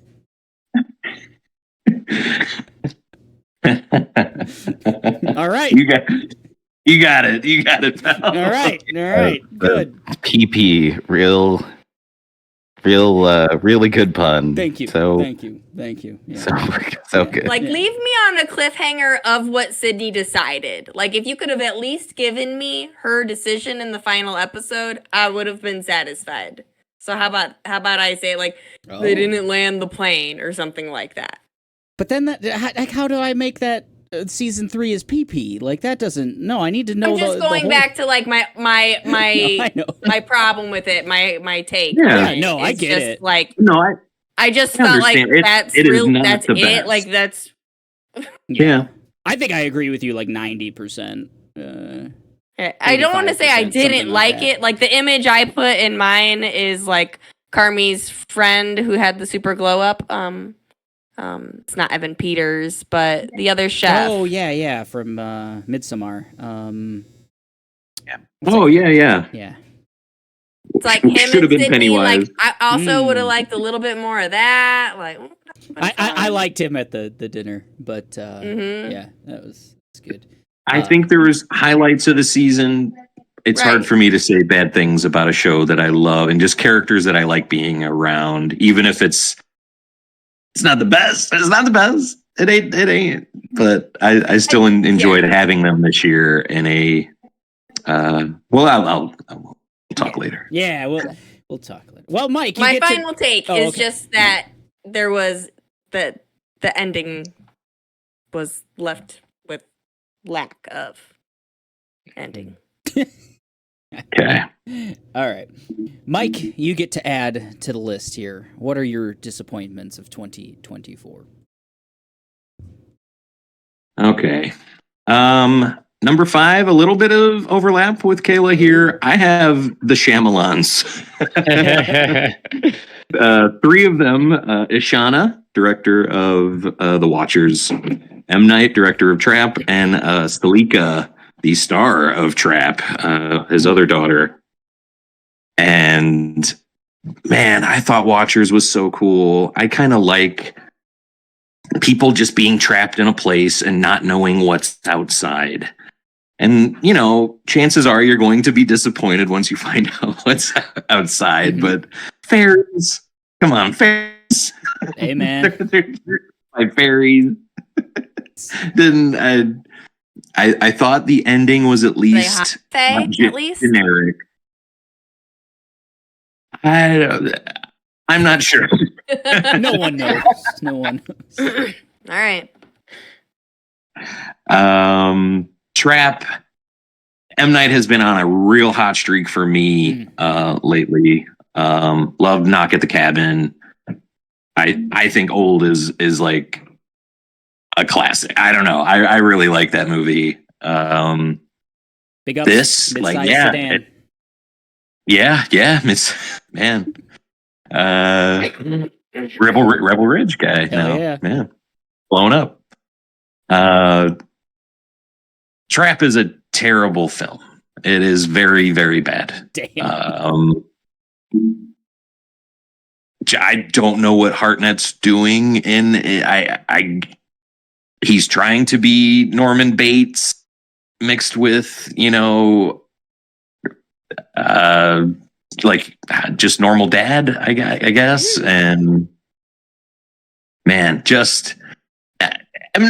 Night's never subtle. He's never just the times when it's just like when he's like finding out what's happening and just the stupidity, the stupid things that all work out for him to just get out of every situation in this movie.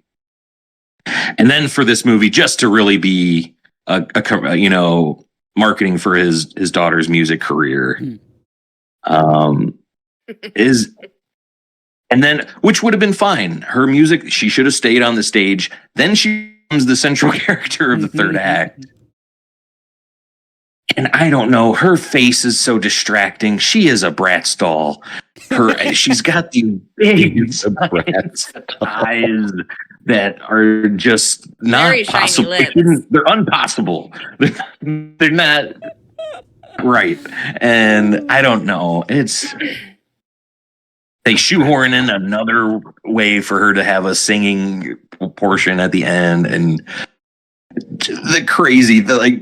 for him to just get out of it over and over, like it's not great. So that's my number 5. All of the Shyamalans. So the Sham Alans.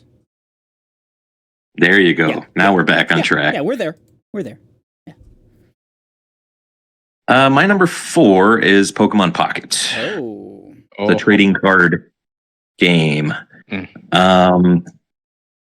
This thing's just a bummer, especially when you think of what the Game Boy Color version is and they're trying to do the same thing, but without, the overworld and actually going around and having fun, collecting cards. They didn't want that part in this.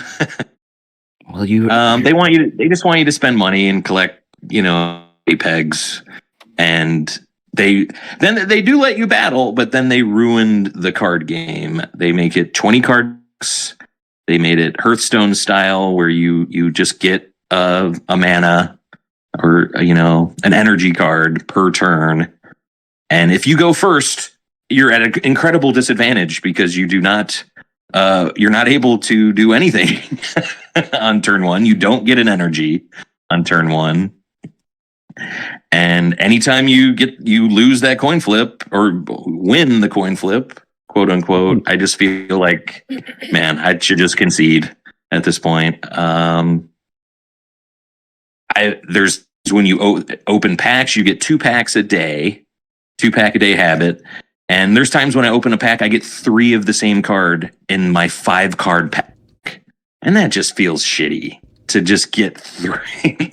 Like, I've opened, how many Tauroses I have, Eric?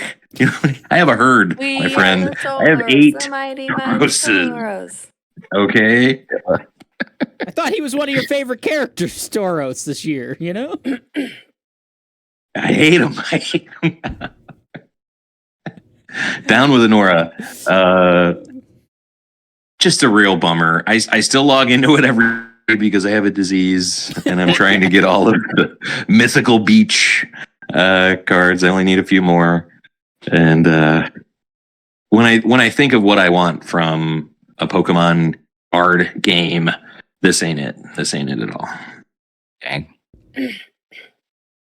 Pocket monster disappointment. Yeah, Sure, they're not all great. They're not all great. Number 3 is Nintendo just punting this year. This kind of, Tomas was a little disappointed that Delta didn't up his draft board. I'm disappointed I didn't get that Mario game this year when I felt like we should have. They started off pretty strong with the remaster of Thousand Year Door. And then, Peach Showtime was mid. Brother apparently sucked. I thought that was going to be pretty cool. And really not like a Mario Party thrown in there. But you couldn't throw us Metroid Prime 2. You couldn't give us the Wind Waker, Twilight Prince. You couldn't just fill out the year with some stuff that we know you have finished already. Guess they like I said, they decided to punt and just hopefully have, full offense in 2025 with the launch of the Switch 2. But still felt bad to be a Switch owner in 2024. Yeah, I mean, it makes sense, though, to have a lull before new hardware. Man, Makes me like, at least but feel like maybe we will get it. Maybe. I mean, I'm still holding my breath. I won't believe it until I see it. Yeah, I just remember that like the PS2 had a swan. God of War 2 was one of the last great PS2 game. Before the PS3 came, and I feel like you should try to bookend a console as strong as you can, and they're not doing it. I don't think. Nintendo punts 2024, and we wanted more. Mm-hmm. Oh, Mickey, you're so funny. Guys, you probably heard Jimmy Carter passed away, 100 years old. Shout out to Jimmy. Aubrey Plaza's husband just tragically, passed away. But there's another death. I don't know that you guys know about. TV. TV is dead. It's done. Had a good run from 2020 to 2024. For me, at least, was 5-time champion. And you can't win them all, but it just seems like the stuff that I loved, the big prestige-y kind of things might be done for. And then the stuff this year that was supposed to fill that gap, like the Penguin and Night Country, Shogun, just didn't click with me. Didn't work with me. Shows that I did like, I recently finished like Creature Commandos, which doesn't, but it didn't finish until January, so can't really compete for this list. But any other year, Creature Commandos wouldn't even be able to sniff, with it doesn't punch up with a Barry, a Res Dogs, good bear seasons. And just, man, could not connect with TV hardly at all this year.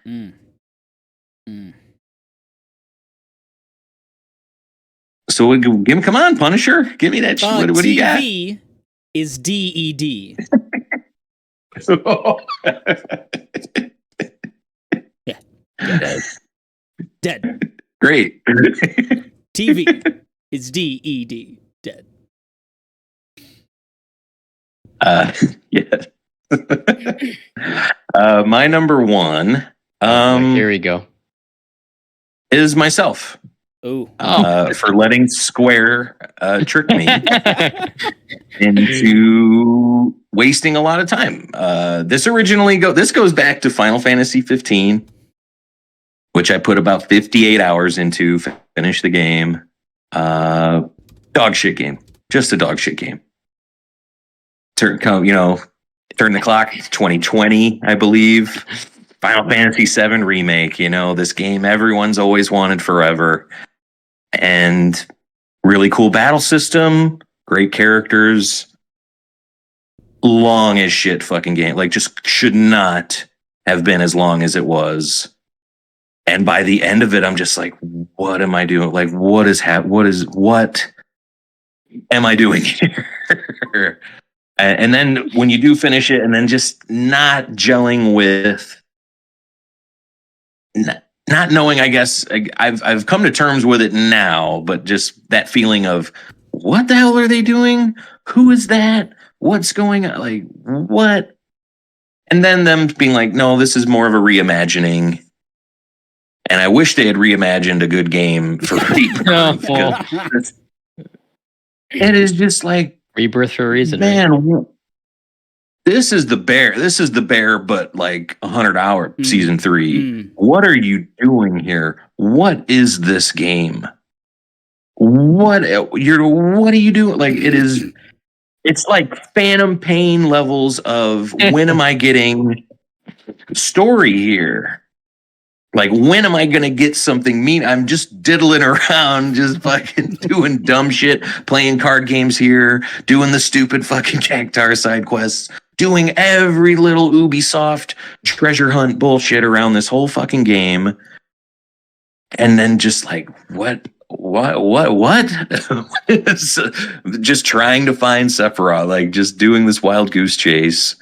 And man, by the end, and it has a Kingdom Hearts level of just 20 forms of a boss. And it's just so fucking stupid. You lose against one form, you go back 5 forms. The checkpoints make no fucking sense. Oh, you lost. The puzzles for that shit. Oh my god. They make you play as Aerith, who just can't run. She can't fucking run. She's extremely malnourished, I guess. I have no idea. And they force you to play as this stupid fucking character. The constant just switching back and forth of materia and shit. And even when you make it, like, you can make kind of quick swap things, it just fucking sucks, man. I really hated Rebirth, but I can't blame the game, because I did it. I bought into the hype. I saw the trailer and I was like, wow, look at Cloud leaping through the air. That's wow. Look at that. He's clashing with Sephiroth. Classic shit, man. Give me that. I'm a fucking idiot. I bought it. And now for Square to just, it was disappointing sales. Well, I wish I hadn't fucking gave you a single dollar, you pieces of shit. And Yeah, that's where I'm at. Oh, I thought. From now on with them, it's Chrono Trigger or bust for them. Oh, that's Not fucking with none of their shit.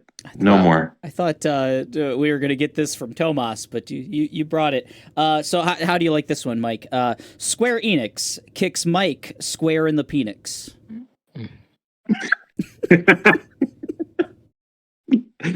Bravo. Wow. You finished strong. Yeah. You got to. Actually reincarnated Shakespeare. Wow. I try every day.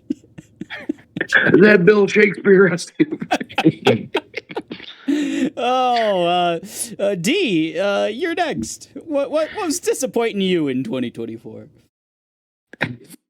Well, I mean, I'm this is really simple things because I just found a lot of joy in the media I consumed because real life sucked super hard a lot in 2024 for me. So I'm not as passionate about certain things, but there were some stuff that disappointed me. I wasn't a fan of not getting release date for Metal Gear Solid Delta. So you can go ahead and bold that because I also was pretty upset that we didn't get a release date. I was sure we would at least get it at the Game Awards, and then Me too. Nothing, not even a whisper. That hurt. Same with no Switch 2 announcement. I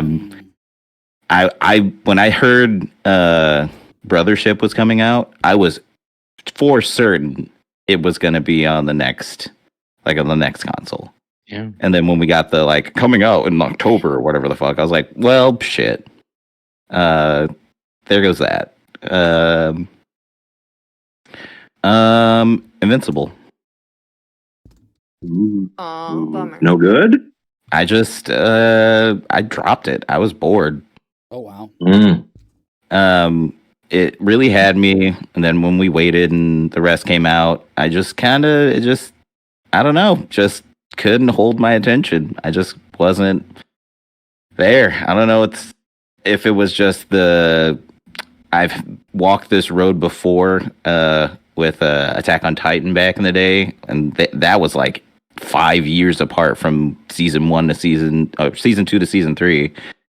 And they did the same thing, broke up the season, and I think I hate that, and it just makes me uninvested in a show, period, especially a show that I was so deeply invested with and really enjoying, and then for, just kind of, I don't know, I just didn't care.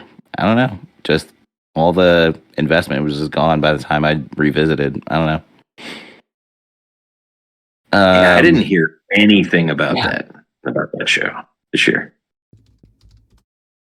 Well, I mean, and that I think it's kind of what I went through, because it had a good conflict set up, and the season ends interestingly. I revisited it after a while just to see where everything ends up, and it's they're staying very close to the source material, so it's this next season maybe you hear some buzz about it, but I just don't think it's gonna hit the same highs for the wider audience. It's gonna be just a season for people who stuck around.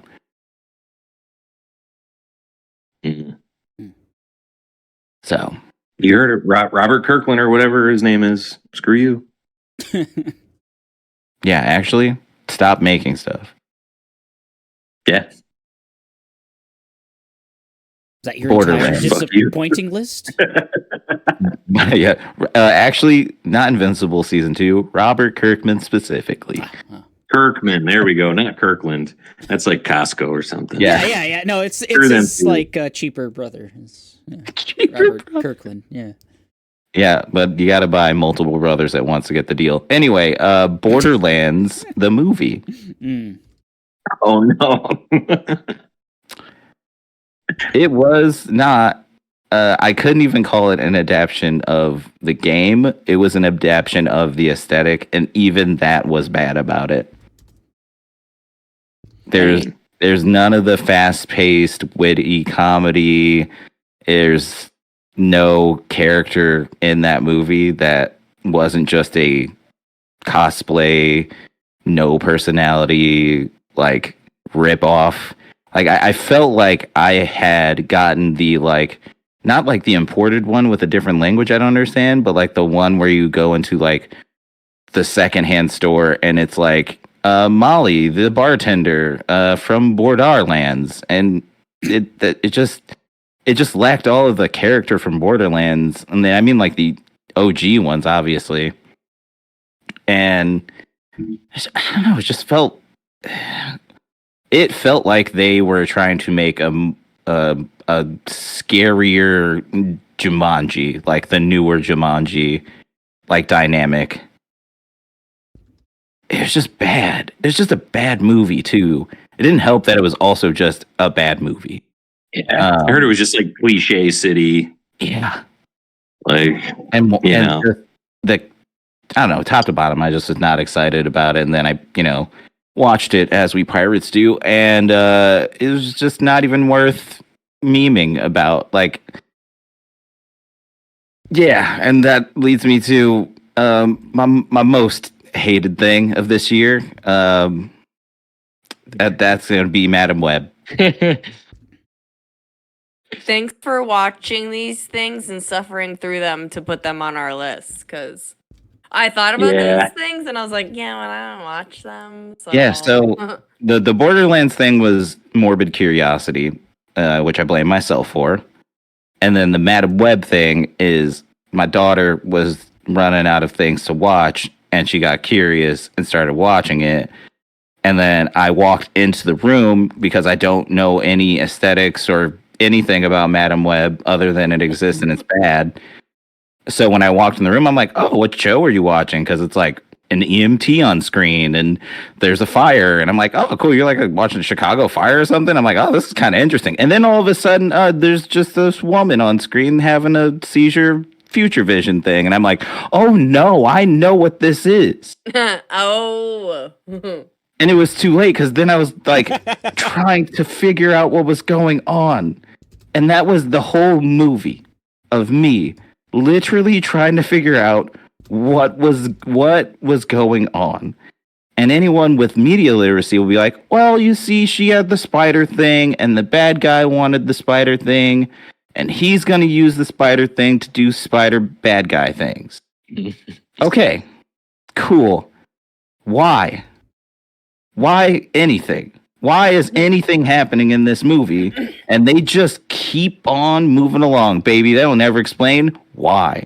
They just keep going, well, this happened, and now this next thing happened. And she can sort of see the future, maybe, sometimes, when she's hitting her head, or sneezing, or yelling at children, or being the worst protagonist on the face of the planet ever conceived in media.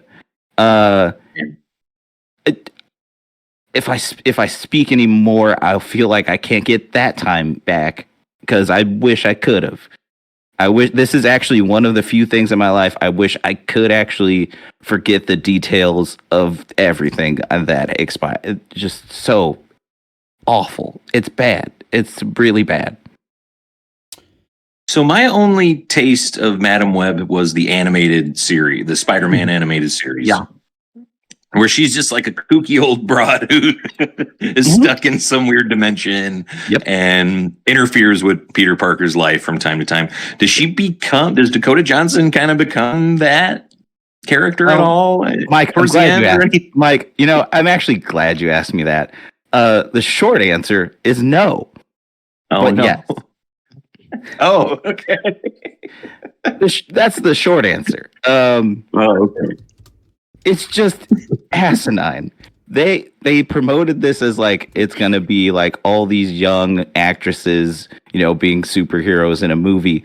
It was a shittily made horror film with superhero elements. Also, something about ancient tribe of arachnid people, which has nothing to do with Spider-Man, and also no Spider-Man. And did I mention no Spider-Man? Isn't he technically born during the events of the movie? Technically, some kid is born. Yes, that's true. Because they also they say, what do they say? They say Ben Parker, who is a character in the movie, and they say his wife a lot, and they never say her name, and they say his wife so many times is going, and then like I just, oh god, it hurts. It hurts my brain. Ben Parker had a side piece. They didn't want to.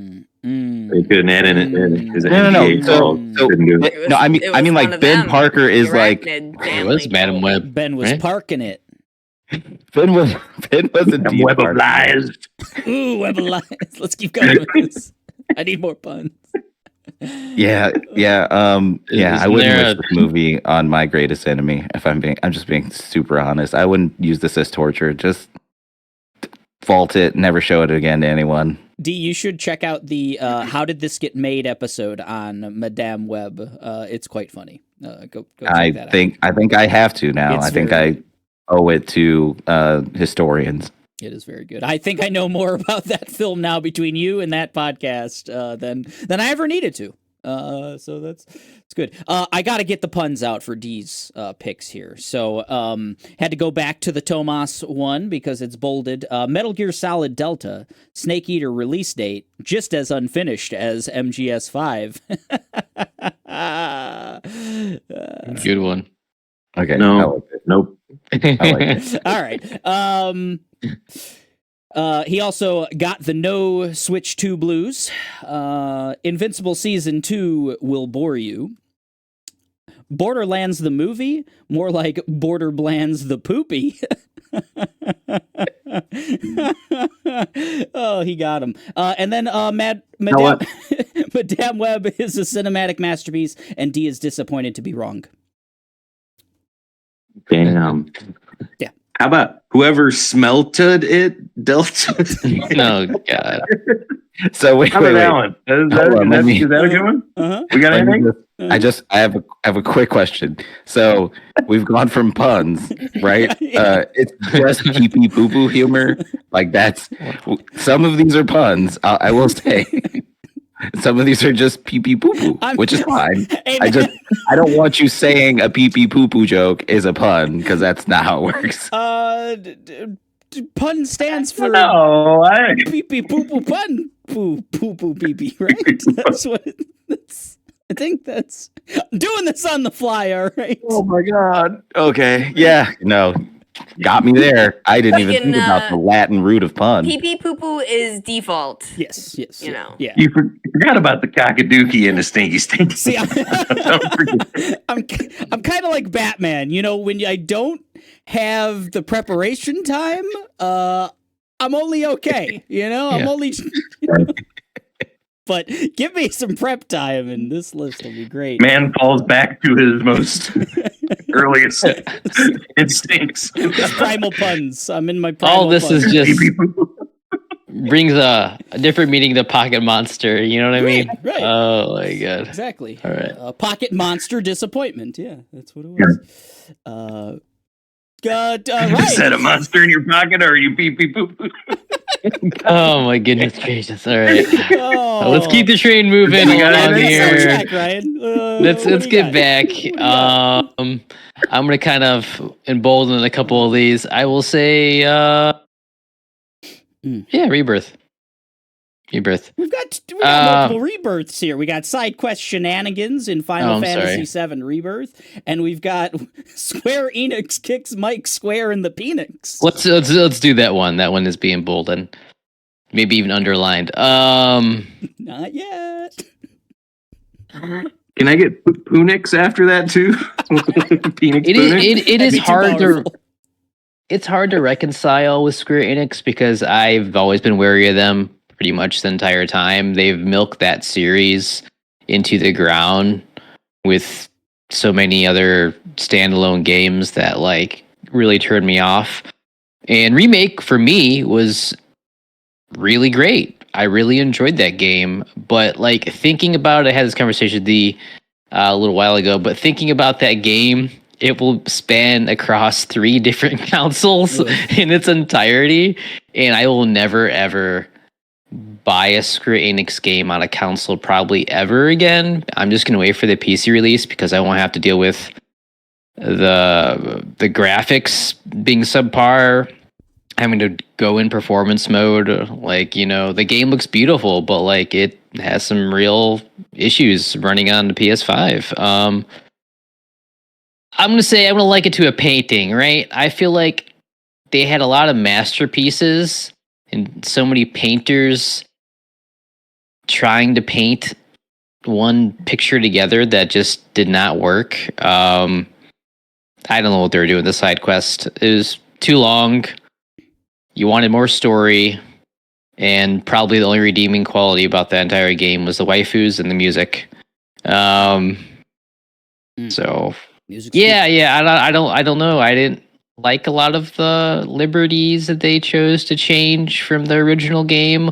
We'll see if it pays off in number 3. But I very disappointed. Not the worst thing of the year, but definitely disappointed. Mike said a lot of the terrible things that I kind of concur with. Madam Web. So I didn't want to touch it, but D inspired me to go watch it. Just with how bad it was. I was like, how bad can a movie? No, I told you specifically not to go watch it. But that made me want to watch it even more because I like bad movies. And this is your bad movie for your bad movie levels of bad. I think might be awkward, but like a quick concussion would have better served a better purpose than watching this fucking movie. It was just that bad. Wow. And they pretty much used hot girls to get you to the theater and watch it. And it just ended up being the biggest dumpster fire of 2024 in terms of movies. Yeah, it was that bad. Even that part. Yeah, they were just not appealing. They weren't shot appealingly. The costuming was shit. The lighting was shit. So you couldn't even appreciate the sexy people on screen because you couldn't fucking see them half the time. Yeah, I was like, hey, Madam Web, maybe a gilf in the end. Who knows? Nope, no, not at all. Yeah, not at all. 33-year-old Dakota Johnson. old as shit. If it was Leonardo DiCaprio. Ancient. Yeah, so those are those two. What else do I got? The Plucky Squire. After seeing the preview of it when we first saw it, I had such high hopes for this game. Don't put the poopy squire. Don't put the poopy squire. Don't put the poopy squire. Do it. But yeah, it's just a kid's game. Less so in a lot of ways. It was too easy. It was just, I don't know, a waste of time. And the aesthetic was really great. I think there was real potential, but ended up just feeling a little too generic, which is hard for me to say because I don't really call it generic, but I think the vision was there, just they didn't execute it properly, and they kind of adhered to like, let's make sure everyone can play this game. Let's not like go too hard in like a direction, which I guess I can respect. At the same time, maybe my expectations were too high for it. Let's see, Skull and Bones. I love that genre of game, but I can't wait till he comes up with some kind of fucking pun for this one. It was just really bad. Yeah, it was in development hell forever. They kept on pushing it off. I wish one sentiment someone said that they was that they wished that it was just the Assassin's Creed like Black Sails tech instead of what they had going on, and I just didn't. This wasn't fun, man. It just wasn't fun. Yeah, it was really bad. And my last but not least is Yakuza live action. As a watcher of the series, because Isadora has played pretty much every iteration. I like the story. I like the characters. I'm talking about the games, not the actual live action. And they just shat on it. Like they changed the story. The characters were uninteresting. The fighting was terrible. If you're a fan of the Yakuza series, don't watch this. You're just gonna be upset. It was just that bad. everything about it was bad. It wasn't Madam Web levels of bad, but it was just very poorly executed, man. Big disappointment. I was really hyped for it too, because I thought, it's grounded. It's a grounded, unspectacular, you know, um, basically Yakuza It's different flick. when you have expectations for something. Absolutely. Yeah. I mean, in this day and age of adaptations of video games becoming movies more often now, I think we're going to be more disappointed than, who knows? But yeah, that's my list. So you had the Dookie Squire, Suckin' Blones, and your Snooza live action. I like it. Yeah. I'll take it. Yeah. You gave him the best ones. Yeah. I would have Literally. loved to hear Aaron's if he watched it, because I know he's a big Yakuza fan. I would love to see his. Oh, I imagine his he take would on it. hate it because I think he Yeah. likes the kooky shit, and apparently it has none of the kooky shit, right? No, man, they don't Avoid even kooky shit, yeah. like give you like any kind of fan service in that respect. It's just boring, dude. Absolutely dull, that adventure. All right. I guess that leaves me. I should have wrote puns for all mine ahead of time. I'll get them in post maybe, but or as we discuss the final five. We'll get you. We'll get you. We'll help you out. So my number 5 is I just don't get. I saw the TV glow. I just don't get it, man. I really wanted to like that movie a lot. I think it meant a lot to like some people or a lot of people. It's very like well reviewed critically. It trailered amazing. I thought that like it looked. I was like, I really like Justice Smith. And I could not vibe. Like I was watching that movie the whole time being like, okay, yeah, I'm gonna get into this. This is cool. There's some cool stuff on screen here. There's some interesting images. And then I just left it like, I just don't get it, man. I don't get what happened. I watched an hour and a half movie that I left feeling nothing about. Other than disappointed, I suppose. So, a little bit disappointed in myself for not, I guess, being smart enough or tuned in enough to like that culture, that like time in TV and stuff that it's like trying to get into. I don't know. Someone explain it to me, I suppose. So you saw the TV blow. You saw.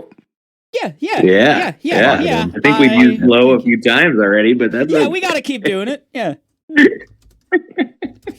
Yeah, you just gotta placeholder. You gotta do it. Yeah, you gotta do it. Thank you, Mike. My number 4 is Star Wars: The Acolyte is canceled. I thought that season was not perfect. It was not amongst my favorite shows of the year. It was fine, I would say, but I mentioned it won. One of the scenes in it was one of my favorite scenes, probably in a Star Wars anything. There were some interesting characters. I like the setting, the time frame where it's not the Skywalker saga. I liked a lot about Star Wars: The Acolyte, and I feel like it deserved at least like a second season to finish off whatever it set up. We see Dark Plagueis in this, which is like a character I want to like see. He's only been mentioned, and like Kayla's brother Larry talks about Darth Plagueis all the time. He's apparently like super cool in the like novels and shit like that, the expanded universe. We get a cool ass glimpse. He looked like a cool fucking dude in a cave, and we will never see him again, maybe. Yeah, Star Wars: The Acolyte got the Axolite. Have we got anything there? Anything there? Disney, bring back a light. The Acolyte. Thank you. Disney, bring back a light. Oh God. Yo, Tammy. The Acolyte. That's thank you. That's good. That's good, clean fun there. I don't know if this is the same. I'm not as disappointed as Mike. Obviously, I didn't get kicked in the Penix, but Final Fantasy VII Rebirth does too much. That I think that game, and then it doesn't do anything. I think in every sense of the word, it just does too much. It is set up for so much success. There's a wonderful battle system, great characters, iconic characters that people care about, or even if you've never met these characters, they are lively and there's a big cast and they're funny and there's so much going right for this game. It looks good.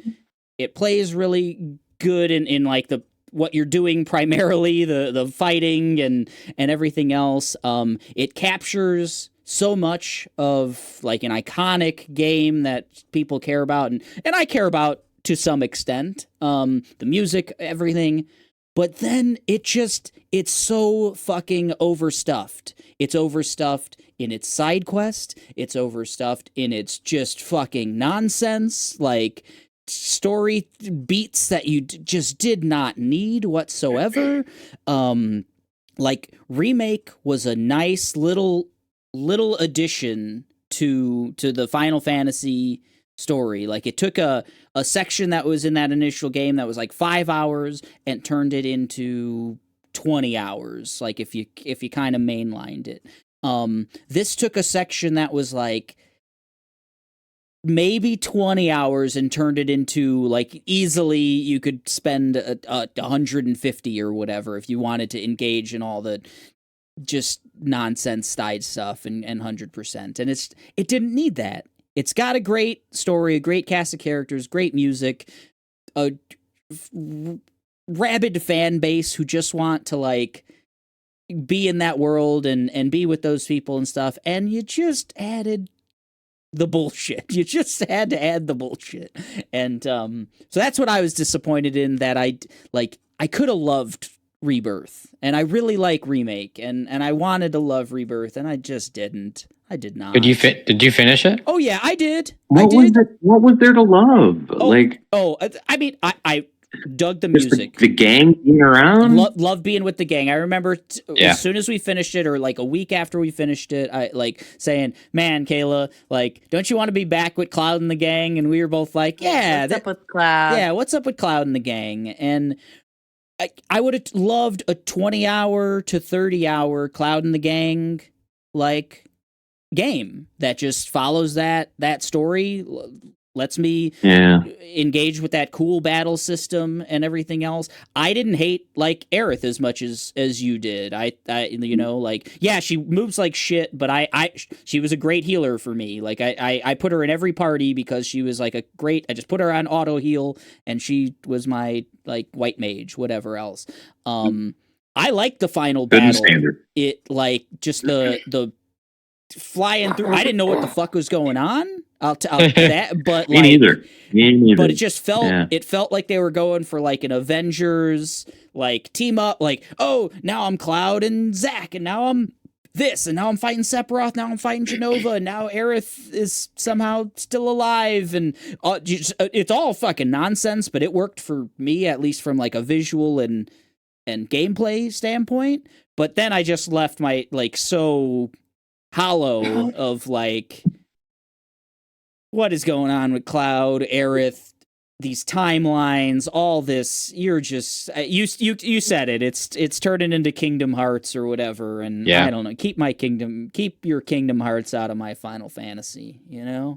I agree. They took some liberties with it that I didn't really agree with, and I was like, why do we need to convolute it for? Like, you already had the story. It worked. It is great, and we'll see what happens with it. But I agree with a lot of the substance you meant. Being with the crew is most enjoyable for that game. The music was absolutely probably one of the biggest highlights for me too. But yeah, too stuffed. That's great. Too many cooks in the kitchen for it. Yeah. And those maps, they just get worse and worse. By the time you're trying to navigate this jungle, the fucking weird Chocobo desert, how do I get to that? How do I navigate all this dumb wind tunnel bullshit I gotta do?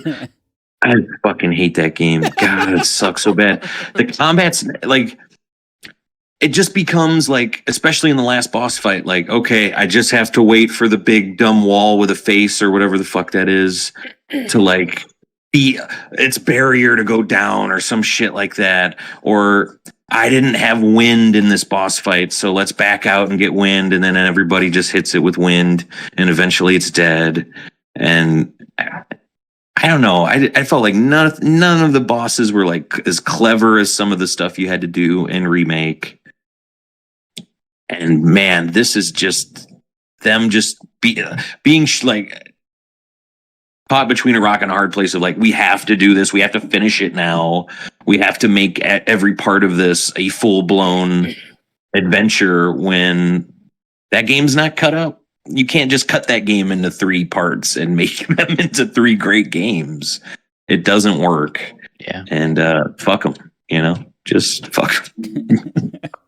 Eric, I got it. I got it for you. Ooh. Final Fan Service 7. That's good. That's very good. Phoenix. Penis. Oh my god.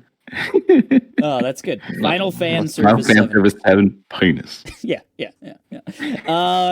What am I on? I'm on number 2. Oh, yeah, this one broke my heart. The Prince of Persia studio was folded. Prince of Persia, The Lost Crown.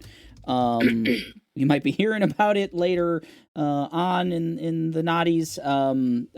But yeah, they apparently this game didn't sell well, or at least to like Ubisoft's crazy like needs to make money, because they don't make any money anymore, and they folded the studio that made like one of the coolest Metroidvanias ever. I just like, that game is fucking dope, and they didn't deserve that. I think people lost their jobs, and I think like this project was supposed to be like gonna have some expansions and stuff, and yeah, they're just like they're done. And so criminally underplayed apparently. Y'all should go out and play The Lost Crown. It's real good. Yeah, you got a pun for that downer, huh guys? It's there was such great word of mouth. It had such great showings like the year before that, like at Summer Game Fest and the TGAs. You only hear, I didn't get to finish it, but it just feels so good to be running and slicing and dashing. And if you could do that in a Metroidvania or search action, sorry, D, I'll include you too. And it just, it's a really hard space to compete in, because there's so many of those games coming out at all times. But that was one that should have stood out and should have been loved for sure. It's a bummer. All right. Final one for me, number 1 on my list. I'm going to name you some things here. The Legend of Zelda Echoes of Wisdom, Kunitsugami, Path of the Goddess, What We Do in the Shadows, Rings of Power, The Substance, and Challengers. These are all apparently great things that I didn't get to this year. So my backlog got quite big. So I put my neck, my back, log is getting whack. Yeah. Bravo. Yeah, I did that while you were talking, Mike. So yeah. Oh, you're welcome. Thank you for vamping for me. It was. I mean, this is a weird year because there were, I think, very few just like knocked out of the park things overall. Mike said TV was a little down. Some of the biggest games we were kind of down on. So because of that, I feel like there was a really good distribution of kind of like good stuff, right? And I feel as though as that distribution happened, it just made me feel overwhelmed. I got to a lot of stuff. Me and Kayla saw a lot of movies, saw a lot of TV, played a lot of games, and it's just like, shit, there's other stuff that's probably about as good. Like I bet Kunitsugami is about as good as like games that I dug or whatever this year, or The Substance. I bet you it's pretty fucking good, but like just didn't get around it. So my backlog. Challengers hurts. That hurt. I thought you guys caught that one. It was kind of a Challengers or a Nora toss up one night, and we went with the Nora. So at least we know who Tauros is. Fair. All right. So we have 3 locks at this point, or we can. Well, we've got 3 bolded. I'll say right now. I threw them up at top. We've got Square Enix kicks Mike Square in the Penix. Metal Gear Solid Delta Snake Eater release date just as unfinished as Metal Gear Solid 5. And then Madame Web is a cinematic masterpiece, and D is disappointed to be wrong. So those are the 3 that we have right now that had a lot of support. What else? Final Fantasy VII is well represented on our list in multiple ways, so I think Mike, I think that's got to stay without a doubt. I think D made a great point for Madame Web as well. So I think right now those are like number 1 and 2 for me personally. I think we were all disappointed in Delta as well. That feels like we would have played that. We would have maybe made content around that, right? I feel like that's. I just would have loved. Yeah, I would have loved to hear literally anything about that game at this point. Yeah. I just feel so teased. It seems like every month they have more to say, but the release date. It's like, here's another trailer. Here's another little factoid. Here's, we're not redoing the music. We're not redoing VO. We're staying very faithful to the original, and when are we getting it? That's what we need to know. Yeah, it's a bummer. It's like watching a chef in a kitchen, and you just like are waiting for you just want your plate. Please, it looks great. Everything you're doing looks great. I'm hungry now. Yeah, I want to take a bite of the snake. I want to eat the snake. It's the year of the snake, so maybe that is their plan all along, right? Ooh, gasp. Nice. Smart. That makes sense. Smart. Rumors have been February, but February's coming. Oh, wow, that's so soon. What the shit? So sure we'll see. The most excited out of all of us, obviously. It'll be her first time. I don't know. I do want it for sure. Yeah, that's what I'm saying. Like, but unironically. right. I think that Mike and I kind of have a double up with the trap shalamalon, the trap shalam. The sham-alons. Yeah. Trap sucked. It's fucking sucked so bad. That trailer was so good though. Yeah. Oh man. Yeah. The setup. You tell me the setup of that story, and I'm like, yeah, or that movie, and I'm like, yeah, okay, sounds so good. Okay, we got trapped by Trap. I think I actually like Trap, but I guess I can't say that in this company right now. Oh, so shame on you! Shame on you. We're doing most disappointing right now. Okay. What do you guys think? So I feel like both what was it?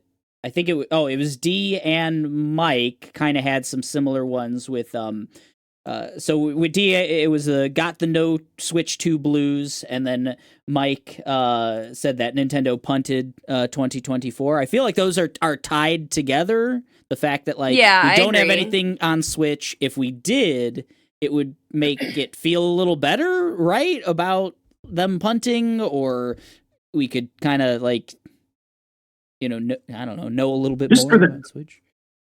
Like, it doesn't. It technically happened in 2025, but just for like a third-party accessory manufacturer to just kind of be the unveiling of the Switch 2 recently, like here it is, and Nintendo not saying it, like being so radio silent and just being so close to the vest about this it's really been silly. Not even just saying Switch 2, just saying the successor to the Switch. Like they're just some of their old habits and just old ways of doing things, man, they just suck.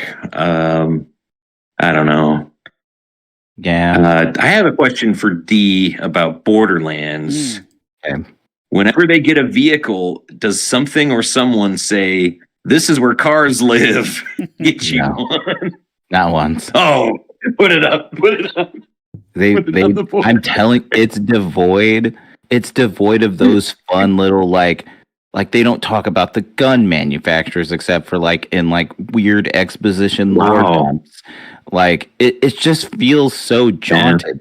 You have Telltale Games, like that's a great like to if they parroted that, it would be better. Like Soulless. I don't know. It just lacked all that charm that Borderlands has that makes you want to keep playing. I'd be fine with switching Borderlands for Trap because I actually like Trap, but you know. Yeah, I like the Switch. Absolutely. All right, we'll take a look at what it looks like here. Oh no!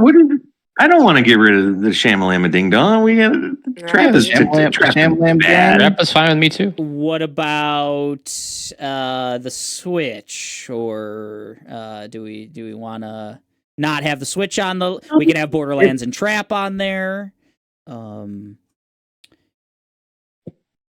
We got to keep Square Enix. My disappointments feel well represented. I want to make sure everyone else can get their, Yeah, get the monkeys off their backs here already. And I agree. Like the Trapped, like I mean, it seems like that was a majority. I feel like that was that a double one. up on Mike and I. All right. Yeah, I'll put it. I got it at number. So 4. I think we got one spot we're trying to fill. Yeah, so we got if we talk about filling the 5th spot, we got no Switch 2, we got Borderlands, the Poopy, the Mash Size Hole in Tomas, True Detective I think Night we got to put Country. Lyra on 5. Just say hi to your guy is what I call that one.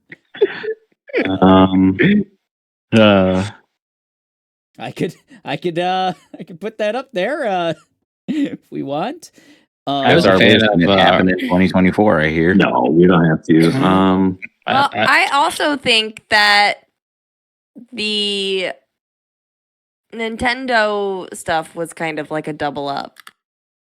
It was, the No Switch 2 Blues, was definitely a double up. I think 3 of us. If that's how we want to line it up. So True Detective is only mid-eight country. I kind of felt that as well. I felt seen when you guys were talking about that. I'd sneak it at least closer to the top here.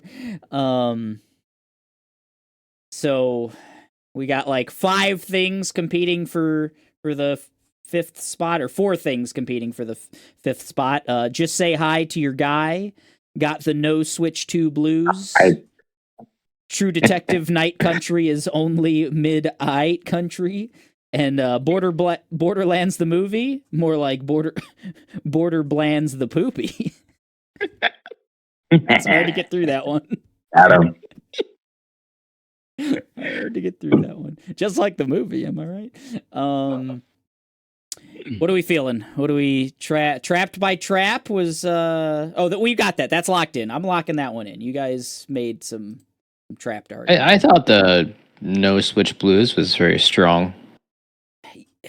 I feel that one. I think it encompasses like that it was a tough year for Nintendo overall. Like the reason that we're not getting, or that we didn't get great stuff in 2024 was because they're doing some weird rollout with Switch 2 that we don't understand. And if they were just a little, just told us when it was coming out or something, like everything would probably feel better, I think, right? Yeah. Are those the 5? I'll read them off to you guys. Square Enix kicks Mike square in the penix. Madame Web is a cinematic masterpiece, and D is disappointed to be wrong. Metal Gear Solid Delta Snake Eater release date just as unfinished as Metal Gear Solid 5. We got trapped by Trap and got the no Switch to blues. I like it. We like it. I like it. Okay, all right, All right. man. Final Fantasy 7. What a game. Shit. Can you What a even little actually call it that? Can you really call it Final Fantasy VII? I don't know. Well, it's Final Fantasy 7 2.5. What are the stupid Kingdom Hearts things that they do? Death by Sleep. I was going to tell you, but you 4.8. absolutely messed up. No. All right. Sephiroth over Tonberry King / 258. Yes. Oh, that brings I hate it here. the Nonsense of the Year Awards Day 2 to a close. I will quickly recap what we had here. So in Best Character, we had Mr. Reed from Heretic winning with the runners-up Fighter D from Go Go Loser Ranger, Lady Mariko from Shogun, Dolores Price from Say Nothing, and Louis Squiaburn from Metaphor Refantasio. In the Best Moment, we had The Name's Gambit, Remember It from X-Men 97 as the best moment. Runners-up were Hiramatsu Seppuku from Shogun, Mirror Section from Neva, What Kind of American Are You from Civil War, and Fox Heroes Final Stand from Deadpool and Wolverine. Our final category of Day 2 was Most Disappointing, and we had Square Enix kicks Mike Square in the Penix as the number one most disappointing thing of 2024. The runners-up were Madame Web is a cinematic masterpiece, and D is disappointed to be wrong. Metal Gear Solid Delta Snake Eater release date just as unfinished as Metal Gear Solid 5. We got trapped by Trap and got the no Switch to blues. Love ending on Those are disappointments. That's the way to do it from now on. End on disappointments. Man, Day 2 was great. In Day 3, we will be going over the best TV shows, best movies, and best video games of 2024, not necessarily in that order. In fact, I think we had decided on a different order. So you gotta tune in to check it out. Thanks everyone for checking out this episode. Thank you for Tomas for not being here, and thank you to Josh Lyra for being a stand-up guy. Check us out all over social media. We're at The Machine of Nonsense. Let us know what we got right and what we got wrong. machineofnonsense@gmail.com is where you can drop us a line. Day 2 is complete of the Nonsense of the Year Awards 2024. Hope you had a blast. We are getting out of here, and we're saying goodbye. Final Fantasy sucks. Yeah, it does. Damn. Listen to the title, Square. Make that shit final. Get that shit out of here.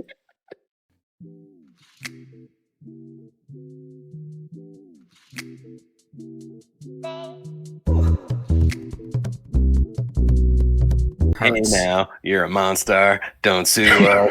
Yeah.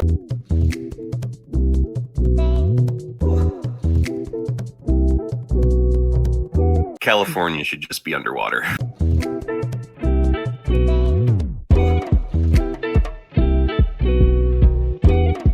Fuck Ariel.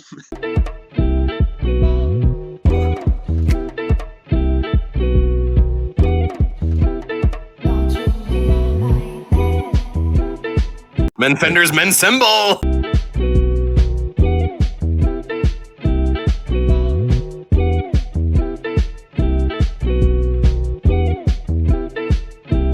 So long.